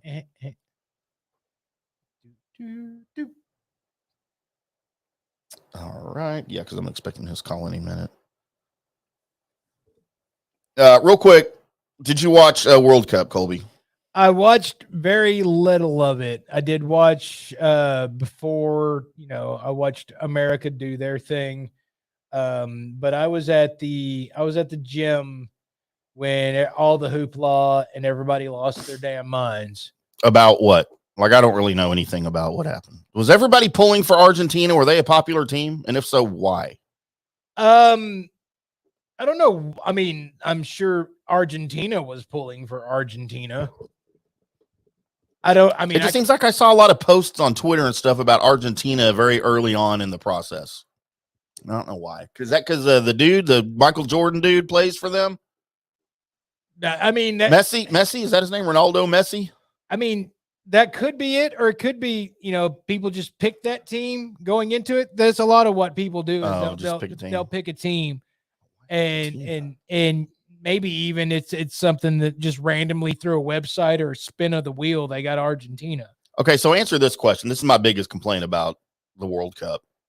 Maybe not my biggest, but one of my many complaints. Uh-huh. So this Messi guy, he's like one of the world's elite soccer players, right? Right. Is he from Argentina? Because he's played on other teams. I know. Yes. So can a country just buy talent like a pro team and we can go get the best players and they're going to play for Argentina, then Argentina wins the World Cup and we're the champions? I mean, if you're a citizen there or whatever, then yeah, you can play there, I believe. Well, I mean, that's what I'm asking. Like, so does that mean he had to renounce his whatever country he's from and become an Argentine citizen? I don't know because I know in the Olympics you have to be a citizen of your country. I mean, as far as what FIFA does, FIFA's like one of the most corrupt some bitches that are on the planet. That's the governing body, right? Yeah, as far as that's concerned, I mean, yeah, you want to see corruption, you go and just dig into FIFA for a little bit. As far as being super hyped about the World Cup, I know that you don't understand it. I don't get into it enough. You play for your country. Club teams are different. That's from Mr. Johnny Gerber. I appreciate that. I'm not the biggest like football soccer fan, and the reason being is that I find the game kind of slow, and that's also a reason why I'm not the biggest baseball fan, except for when the Texas Rangers are playing. Is I find baseball to be a little slow. Well, I don't know if what Johnny's saying is true, though, because Messi is not from Argentina, right? Jed Brown. Oh, hi, Jed Brown. All right, let's get into something that has some significance, if in fact there is anything. Hey, Jeb, is Lionel Messi from Argentina? Do you have us, Jed Brown? Yes, sir. How are you, sir? I'm doing good. How you boys doing? Joining us on the phone now, Grego. The great Jeb Brown. Don't count. He's out in the So yeah, Jeb, we were talking a little bit of soccer here. Not that we've ever talked about soccer or claimed to understand it, but I was confused. Are you a soccer fan? Casual soccer fan. Like World Cup? Are you into the international soccer thing? I know a little bit about most of the major players, but I don't know what y'all spoke about earlier. But that game yesterday, that match, was absolutely incredible, and I'm extremely happy for Lionel Messi. What a good way to go out on international play for his World Cup career. So is he from Argentina? Yeah. Oh, yeah. He is. Yeah, he finally, with this win yesterday, replaced Diego Maradona as the greatest Argentinian soccer player, possibly the greatest player to ever play. He's incredible. Just incredible. Okay, he is from Argentina. How do you like that? I mean, that's also what Gerb said, but you weren't believing him. I was trying, Gerb. I was trying. Yeah, because I thought I looked it up before and he wasn't. So I was very confused on how national teams have people that aren't from that country, but I guess they do. Anyway. Yeah, I got to about 5 or 6 years ago go down to Houston. I was down there for work, and USA was playing Copa America soccer down there at NRG Stadium, and I saw Messi just single-handedly just kick our butt so bad. It was awesome. He's cool. So Jeb, let's get into something that we know everyone cares about, and not just other stuff. Like soccer. I mean, there's people that care about it. There's nobody that cares about soccer. There's a lot of people. I mean, most of the world cares about it. I dispute all of that. You should. It's not even a sport. It's an activity. You're an activity. Yeah, that's what she said. Jeb, we lost one of the finer head coaches in all of, not just football, but all of sports back on the 12th on Monday, now a week ago, in one Mike Leach. And we gave a little shout out to him Wednesday during our show. And afterwards, I got to talking to some of our mutual friends, and somebody told me you had a real interesting story about Mike Leach at one point when y'all's paths crossed. And I kind of wanted you to come on and share that with us, if you don't mind. Yeah. So it's been about 10 years or so, 8 or 9 years ago. I was at a wedding, and Mike Leach was attending this wedding, and it was a celebrity wedding. So Mac Brown was there, and we were all doing our introductions, and it basically started off with Coach Brown introducing himself, and I said, I'm Jeb Brown. So we had the name there and kind of shot the crap for a little bit, and I said, Coach, why don't you recruit more out of East Texas? I go, so much talent comes out of Gilmer and Longview and Carthage. And he said, well, I got Bondrell McGee to come here. And I said, yeah. I said, but he's kind of a small running back. But I go, and by the way, I said, very, very nice to meet you, Coach. I said, your two quarterback system ain't worth a shit. And Mike Leach happened to be standing behind me and tapped me on the shoulder and said, I can't believe you said that, but it's so true. Oh, wow. So that's how Mike and I became introduced to each other that afternoon. But the significance of this weekend was, after the wedding was over, Mike and I went to the sidebar to kind of get away at the reception, and we were sitting there and we were drinking cold Miller Lights, and they were going down like just awesome. They were just the best. So like a normal. And then, oh yeah, just great. And then Coach is like, well, let's get a little Patron going here. And I said, that's cool. So we'd have a shot, 2 or 3 more beers, shot. And then the shots become more frequent. And he throws in a big dip of Copenhagen and continues to drink beer and do shots. Well, the next thing I know, it's about 2:30, 3 o'clock in the morning, and I'm done. I'm toast. I can't do any more. I've done the best I could. And Coach kind of ribbed me a little bit and gave me some fine words that I can't say on here, but kind of gave me some pressure on leaving. And I said, I'm done, Coach. I said, you win. But I went back to my quarters, and the next morning I get up at 7:00, go to the restroom, and I'll be damned if Mike Leach and another fella were sitting under a tree, still drinking tequila, still drinking beer, and I mean, I had a hangover from hell, and he's just still down there, just giving it all he got, telling stories. The dude was a hell of a storyteller. Just the way that he could make a 5-minute conversation go on for 2 hours, and you're just waiting on his next words. He was such good at storytelling. But at this particular wedding, the gift that he gave to the groom was a samurai sword. Of course, that's the kind of guy this guy was. He was so not just, it wasn't a character, it was a way of life with him. And before he had gone to Washington State, I don't know if y'all know this, but he moved down to the Keys down in Florida. And I asked him about that. I go, how are things down there in the Keys? I said, I love it, Jed. He goes, I just love it. He goes, we don't own a car. I have a bicycle, and I go to the grocery store. I get all my groceries. I put them in a basket. I mean, you can imagine just him riding a bicycle with a big basket on the front of it. And I load up my bike. I load up the bike and I put it on the front of the bus. Take my groceries with me, and off to the house I go. And then I start walking to the neighborhood bar and hanging out. He goes, it's the most freedom I've ever had in my life. I don't have any pressure on me, and the family and I just enjoy it so much. So that's about the. I mean, we had some more conversations, but he was just a hell of a man, and it was really, really saddening to hear what happened last week. It happened so suddenly, and it's just what a great guy. And I don't know if y'all talked about it on Wednesday or not, but his coaching tree is incredible. The amount of talent that he's put out there. Yeah, we did a little bit. We talked about, of course, Dana Holgerson. We talked about Cliff Kingsbury. We talked about Lincoln Riley, and it just goes and goes and goes.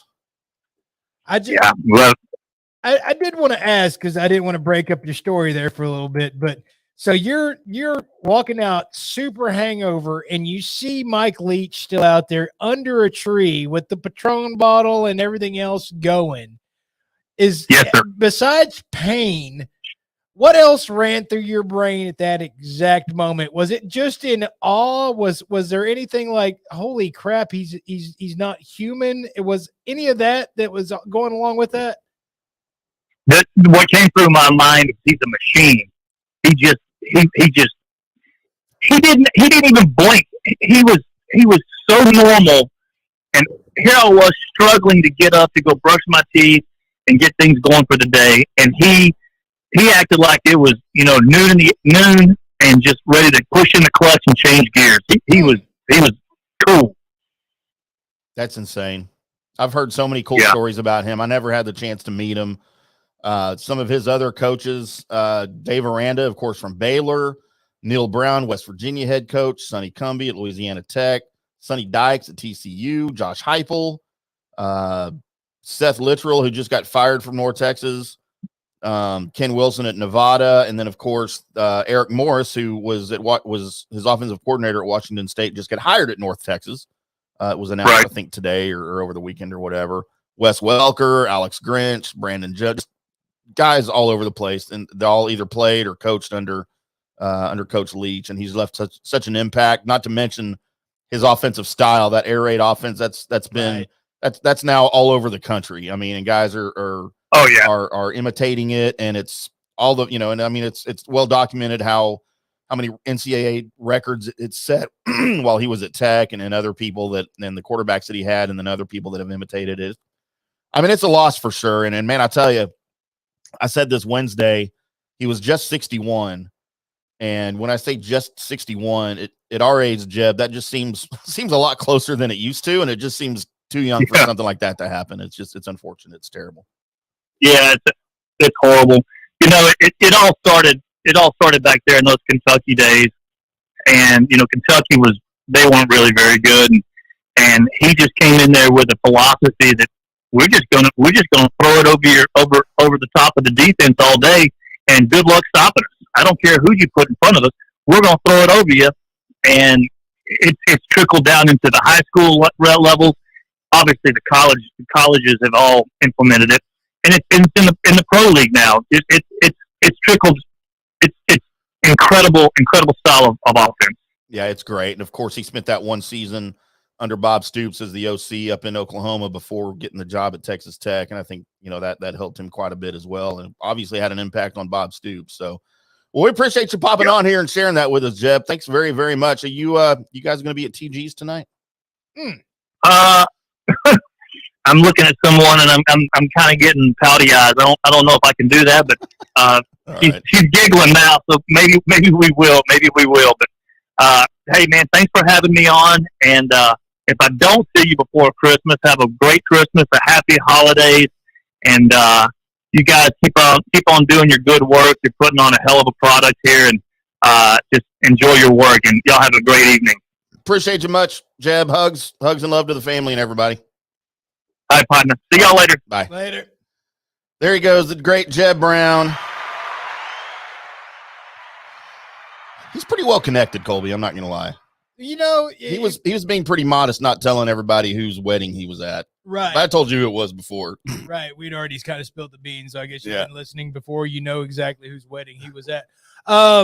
Yeah, there's never been a time where I haven't had a conversation with one Jeb Brown that wasn't, I was here or I was there or did you see that or something along that lines.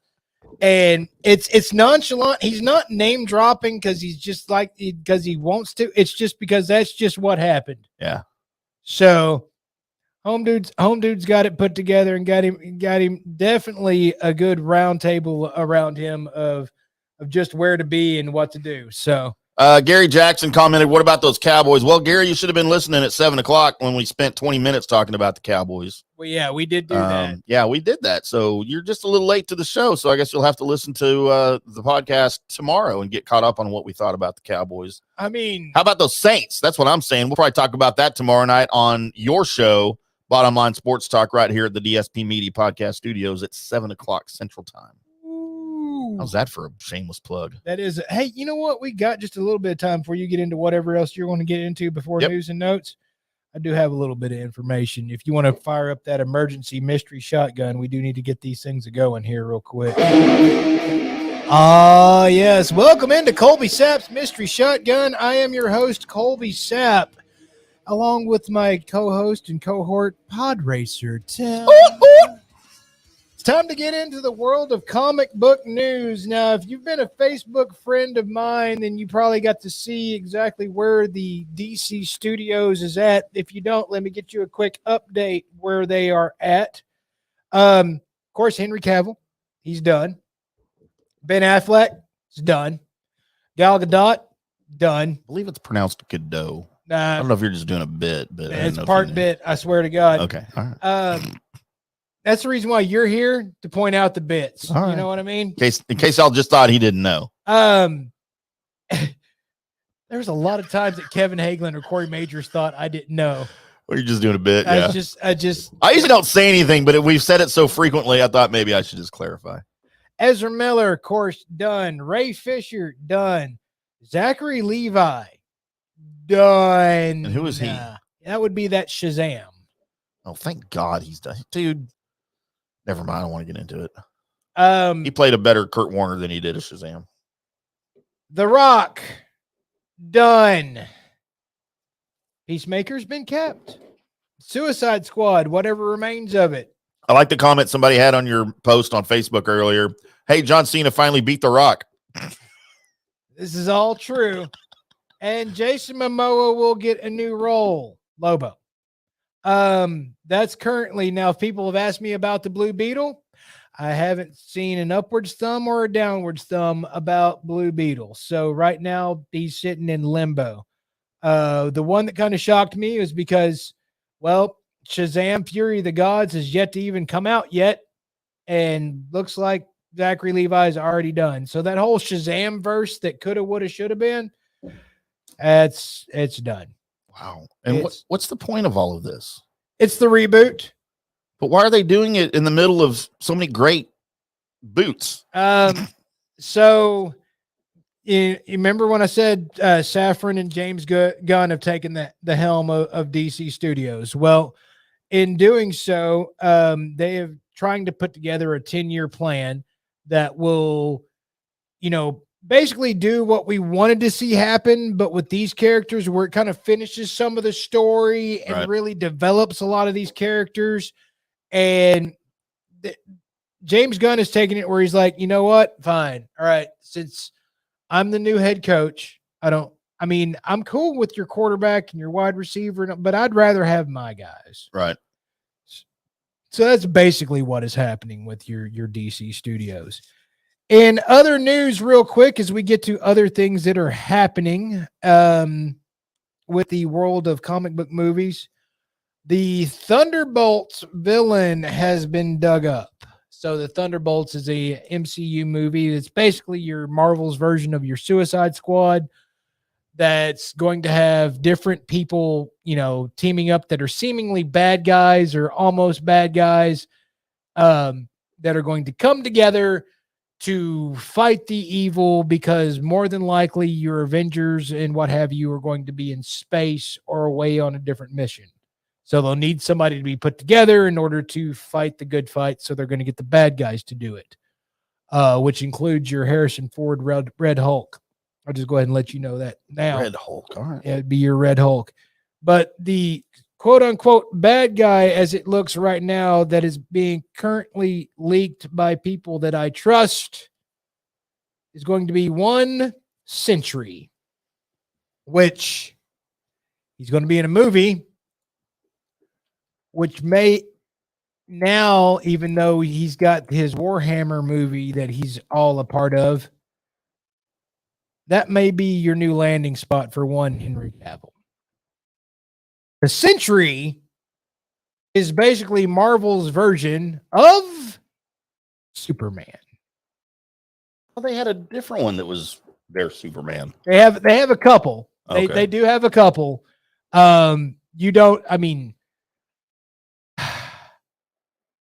Sentry would be the one a lot of people look at, and my brain just farted. I swear to God, I had the name of both of them, but Sentry is the only one I've got in my brain right now.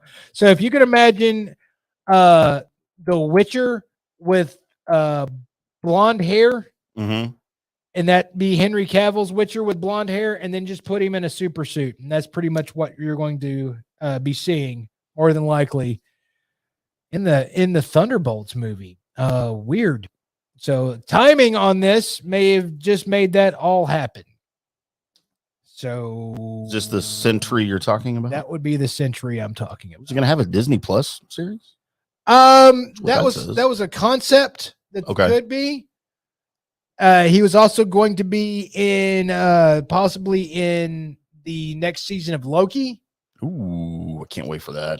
But that's now been debunked. But this is the new rumor that's now gaining grounds and legs, is your Sentry character, which nobody has said was going to be Henry Cavill, but come on. DC just lost their Superman. And if you really want to F with DC as they're trying to get their guns up, all respect to Mike Leach, had to use it because of James Gunn. As they're trying to get their stuff together, why not take Henry Cavill and just have him, appear as a villain as your Superman character oh my God. As much of a DC fan as I am, and as much as I loved Henry Cavill as Superman, and as much as it pains me to go, okay, let's see what Gunn's got, because I do trust him because of what he did with Guardians of the Galaxy and what he did with Suicide Squad. I kind of want to see Henry Cavill go, oh yeah, watch this. Hold my beer. I'll watch this shit. That would be cool. Eat that. I don't know if I like him as much anymore as I used to. I found out he's a Brit. Cavill? Yeah. Shouldn't have a Brit playing Superman. Did you need him to be American? Yes. Superman's American. He's Kryptonian. Well, but he landed in America as an illegal alien. Except for in other versions of the Earth where he landed in Russia. Well, then he's a Ruski and nobody cares about him. No, that's actually a pretty good show. That's like an American playing James Bond and using a fake accent. That should not happen.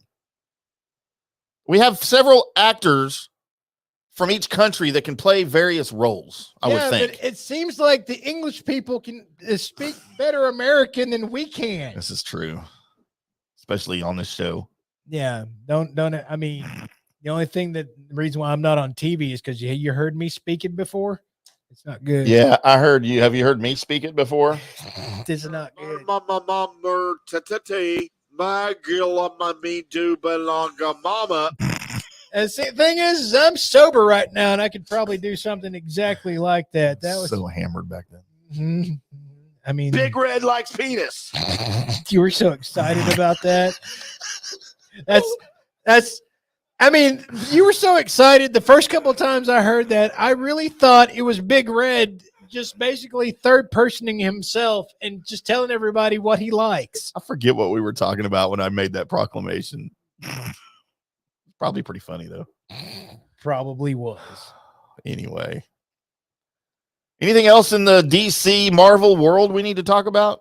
That's it right now. I was waiting on something to be said about the Blue Beetle movie, but nothing's being said about it, so I'm going to go ahead and leave that be. Is the Blue Beetle movie a follow-up to Herbie the Love Bug? It is not. Okay. Blue Beetle, if you need me to describe it to you, is basically Blue Beetle is Iron Man, but the tech and the armor that he has is an actual living alien. So if you were to take Iron Man and Venom and mix them together, that's what the Blue Beetle is. Is he a human? He is a human, but the suit is alive and also pissed off and also a walking weapon. Kind of like the suit in Moon Knight. Wasn't that suit alive too in Moon Knight or no? I mean, kind of. It was a curse of what this again. If you're the exact thing would be Venom, but has missiles and like sonic cannons. Really, I'm trying to get a picture of Blue Beetle up here. So damn it. So that's the not happening. The next situation. All right, sounds like I like. It sounds kind of like the Tick. A little bit, but on steroids. A little bit, and the Tick, his suit really wasn't anything. Yeah. He just a misshapen rubber glove that he just happened to fit on his whole body that popped up, tick ears or antennas. I liked that show. Spoon. Nice. The Tick's battle cry. Want to do some news and notes? Sure, I can do some news and notes. Let's cue that up, Shippy. Thank you, Tim. Thank you, me. Thank you for making us sound good. News and notes is where I search the World Wide Web for the weird. Internets. And by God, I found it.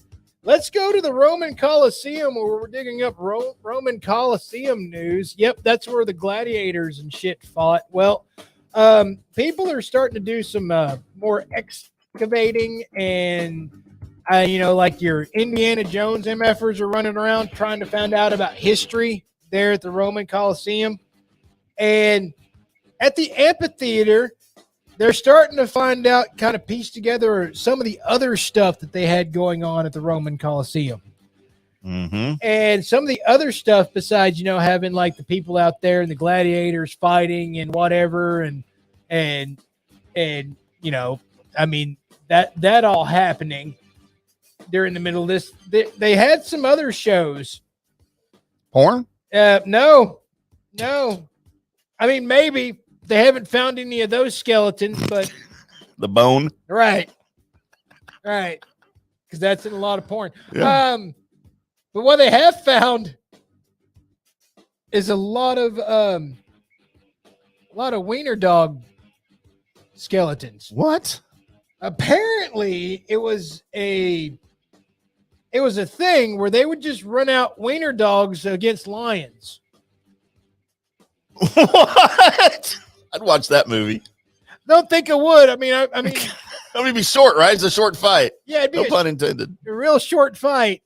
That's just, I mean, can you imagine trotting out the next wiener dog champion to go up against the Lions?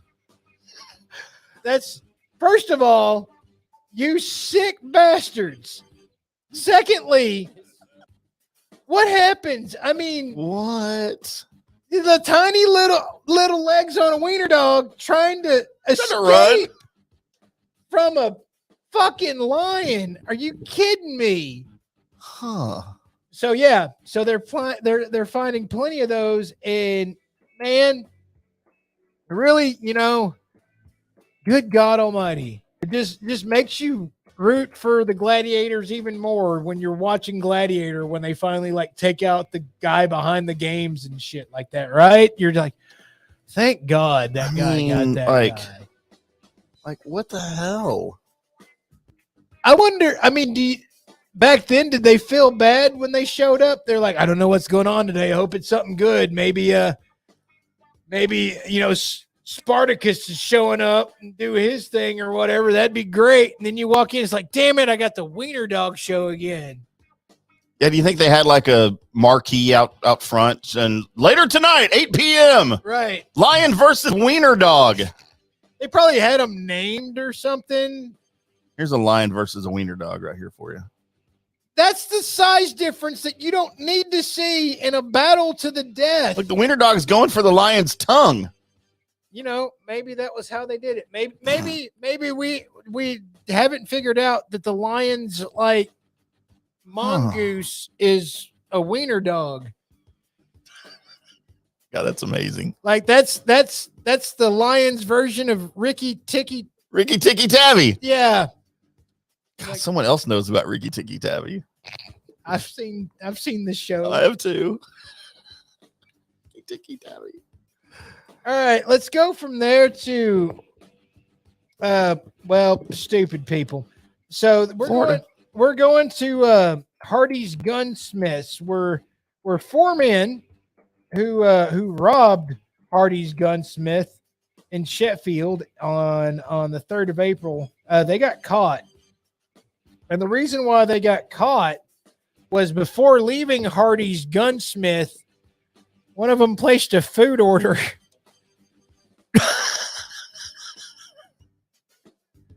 to be delivered at the gun store that was closed, that was being broken into.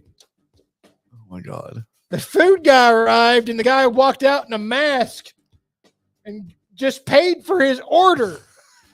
You're robbing a gun store. Just hold up the guy. You're already doing something. Just show him that you've stolen a gun and you have one and you've got a mask on. Don't. Anyway, they got caught. Apparently. Because smarts is not what they have. So there's that. Let's go to Pakistan, where usually, Pakistan's not where we go for hilarity. Or women. But it is right now, mainly because, and it's not funny that this first part, it's the funny is the second part. I'm just going to read the headline. Hostages taken at Pakistan Counterterrorism Center. Oops. Doesn't that kind of defeat the purpose? If there's one place that you would think would have a good chance of not being attacked and then taken over by terrorists, is the room that's full of people that's their only job is counterterrorism. You think maybe those guys knew what was about to happen, right? Or is it one of those where like, man, we keep hearing chatter that somebody's going to come to the counterterrorism office. How stupid is that? Don't they know that's dumb? I mean, we know everything. We're the counter-terrorists. It can't be real. They just blow it off until it happens. Wow. So yeah, I'm not even going to read to find out what else happened. That headline just tickled me. That's funny. So sorry if people are like, well, is everybody okay? It's like, no, I didn't read. anymore. Yeah, people might have died, but we'll never know. Yeah. We do have a picture of that actually. This was actually outside of that counterterrorism office. That's insane. You're counter-terrorists. You're supposed to counter exactly what happened to you. Your job is to counter exactly what happened to you to other people. Some people are really bad at their job. Man. Maybe they thought they were with the count her terrorists Right. office, and they're just counting female terrorists. Yeah, or and to the counter-terrorist office, plus for them, or I guess could be a way out of this. It's not like the terrorists knocked on the door and said, "Terrorists here. Don't counter us." Yeah, that's right. Let's go to Australia, where Australians are urged not to seek out spinach products. Good day, mate. For recreational high. So apparently spinach in Australia right now has got some likely a nightshade to the spinach. Uh-oh. Which have been reports of people eating spinach and then having hallucinations and or delirium. I might be into spinach if that happened. Can you imagine fucking Australian Popeye right about now? It's probably what happened to him.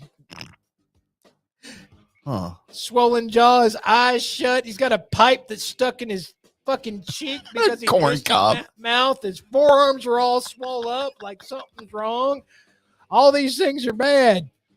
But he eats his spinach, but maybe full of nightshade, and that's the reason why he kept seeing all this stuff. He was, good God Almighty! Can you imagine being a health nut and breaking into a dry spinach salad and just thinking, "Man, this is the healthiest thing." And next thing you know, you're hallucinating and experiencing delirium. Do you then just think, "Hey, first of all, if it's not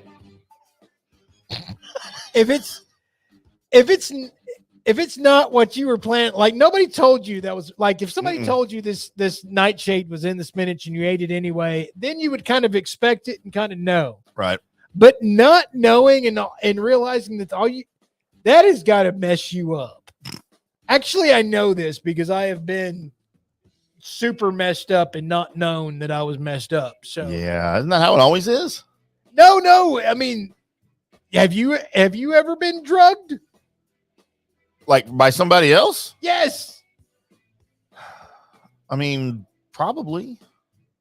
But I probably turned it into a positive.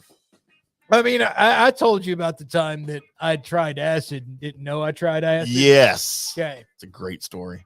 Yeah. So Rob Zombie's crotch was singing to me, and then I ended up thinking that the bathroom was turning upside down. And by the way, I didn't know that I had done acid, so therefore I thought I was losing my fucking brain. I can't imagine eating spinach and then looking up and going, "Well, fuck, there is Popeye." By the way, I call that band name. Well, fuck, there is Popeye. Rob Zombie's crotch. Okay. Rob Zombie's crotch acid.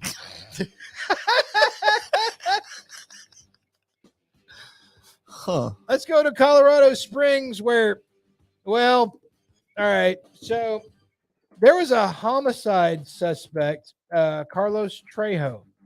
He's 36. So it's not any relation to Danny. Good. So he was wanted he was wanted as suspected of killing somebody. So as they're looking for him, the cops found him. He was breaking into the police station. Colby, we have Carlos right here on the screen momentarily. I don't know. I mean, all right, you're a homicide suspect. The idea would be if you did it or, and you're trying to get away, is to get as far away from the police as possible, maybe to the next state, maybe to another country. The direct opposite of that would be to try and break in to the police. I don't know what your goal is. I mean, because you don't need to break in. If they are looking for you and suspect you of killing somebody, then, all you got to do is not even break in. Just wait till it's open or call them. They'll come get you. They'll come pick you up. Don't waste your gas money. You don't have to break in. They'll let you in. It's okay. But no, he got caught breaking in. Now, maybe he was trying to break in to get some of the evidence that they had against him. That would be hard. That's what she But said. I mean, that may have been his idea. I have no idea, but I can tell you this: I wouldn't be heading towards the police if I had committed something and was thinking I would rather try to get away with it than pay my dues. That sounds like a Florida man story. It's Colorado Springs. It's legal there. That's true. Not murder, pot. Right. And finally, we've got a Jessica Johnson. Not a Jessica Johnson. That's her name. That's not like the type of person she is where I'm like, that's a Jessica Johnson. We hope you all know her. Yeah. So she was on Good Morning America. And over the summer, her son, George, which he's like 6 years old, and his name is George. There's not kids named George, right? And Jessica Johnson named her kid George, so it's George Johnson, which it's even worse. I mean, what are you doing, lady? I mean, they're going to call out his name, and like 80, 70-year-old people are going to be like, I'm George Johnson, and then be your kid. By the way, this is Jessica and George right here. How's it going, everybody? So Jessica is warning everybody about leaving your kids alone with the phone to play the video games, mainly because George, I guess, upgraded all of his dudes on whatever game he was playing and ended up spending $16,000 on a mobile game. He power upped. Yes. You want to talk about leveling up? I actually want to see whatever game he's playing and what $16,000 will get you. Wow. All the armor. It's got and weapons. And the skins and dear sweet God. I mean, your game should just come with a nuke button at the bottom of it. When you just get tired of facing whoever, it's like, let's blow up the whole universe. You're dead. All of you are dead, and I have all your stuff. Why would they not say what game it is? I think it was Fortnite. People still play Fortnite. I mean, I can play Fortnite right here on my phone. So, really? Yeah. You don't have to have an Atari? No, nor a ColecoVision, no television, nor a TurboGrafx 16, nor Odyssey, Neo Geo, nor a Saturn, a Sega Saturn. Sega Saturn. You don't need a Sega Saturn. Wow, that's going way back.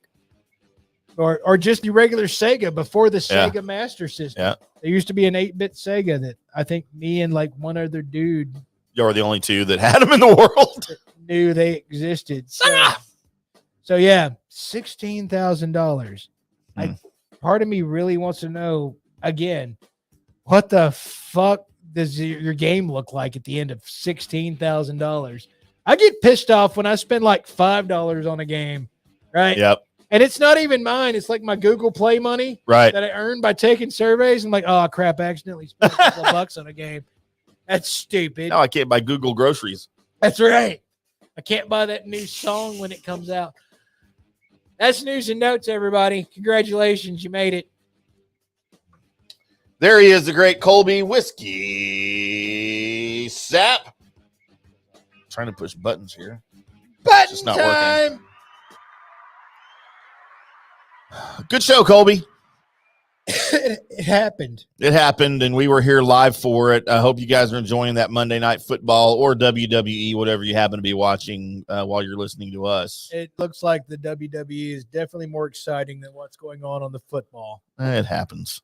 We will be back Wednesday to preview Cowboys-Eagles, to update everybody on Jalen Hurts. And how much Jalen Hurts. How much? Damn it, I was going to say that.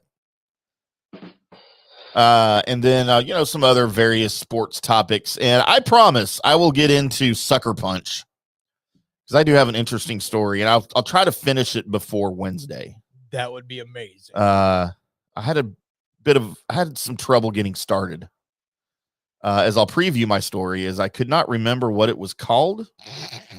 So I sat through about 20 minutes of Superbad before I realized, wait, there's no hot ninja skirt chick in this. Oh dear. So yeah, that's just a little preview of my story. If that tells you what kind of shape I was in before we got going. But anyway, Started with an S, I swear. yeah, I knew that. But we'll be back Wednesday with Big Red to also do our picks against the spread for week 16. And by the way, I dominate as I often do. But we will be back then. We love you. Love you, your brother, and masturbate in private, or I don't care, whatever you do. We'll do all that stuff later. Love you. You're Bye. horrible at dismount. I know. Bye. Thank you for listening to this episode of the Drunk Sports Podcast, but you better join us for the next one too, because there'll be a lot more alcohol and more drunk sports talk. Until next time, here's to you. This is the funnest night ever. We're all drunk. God damn it, Griggs.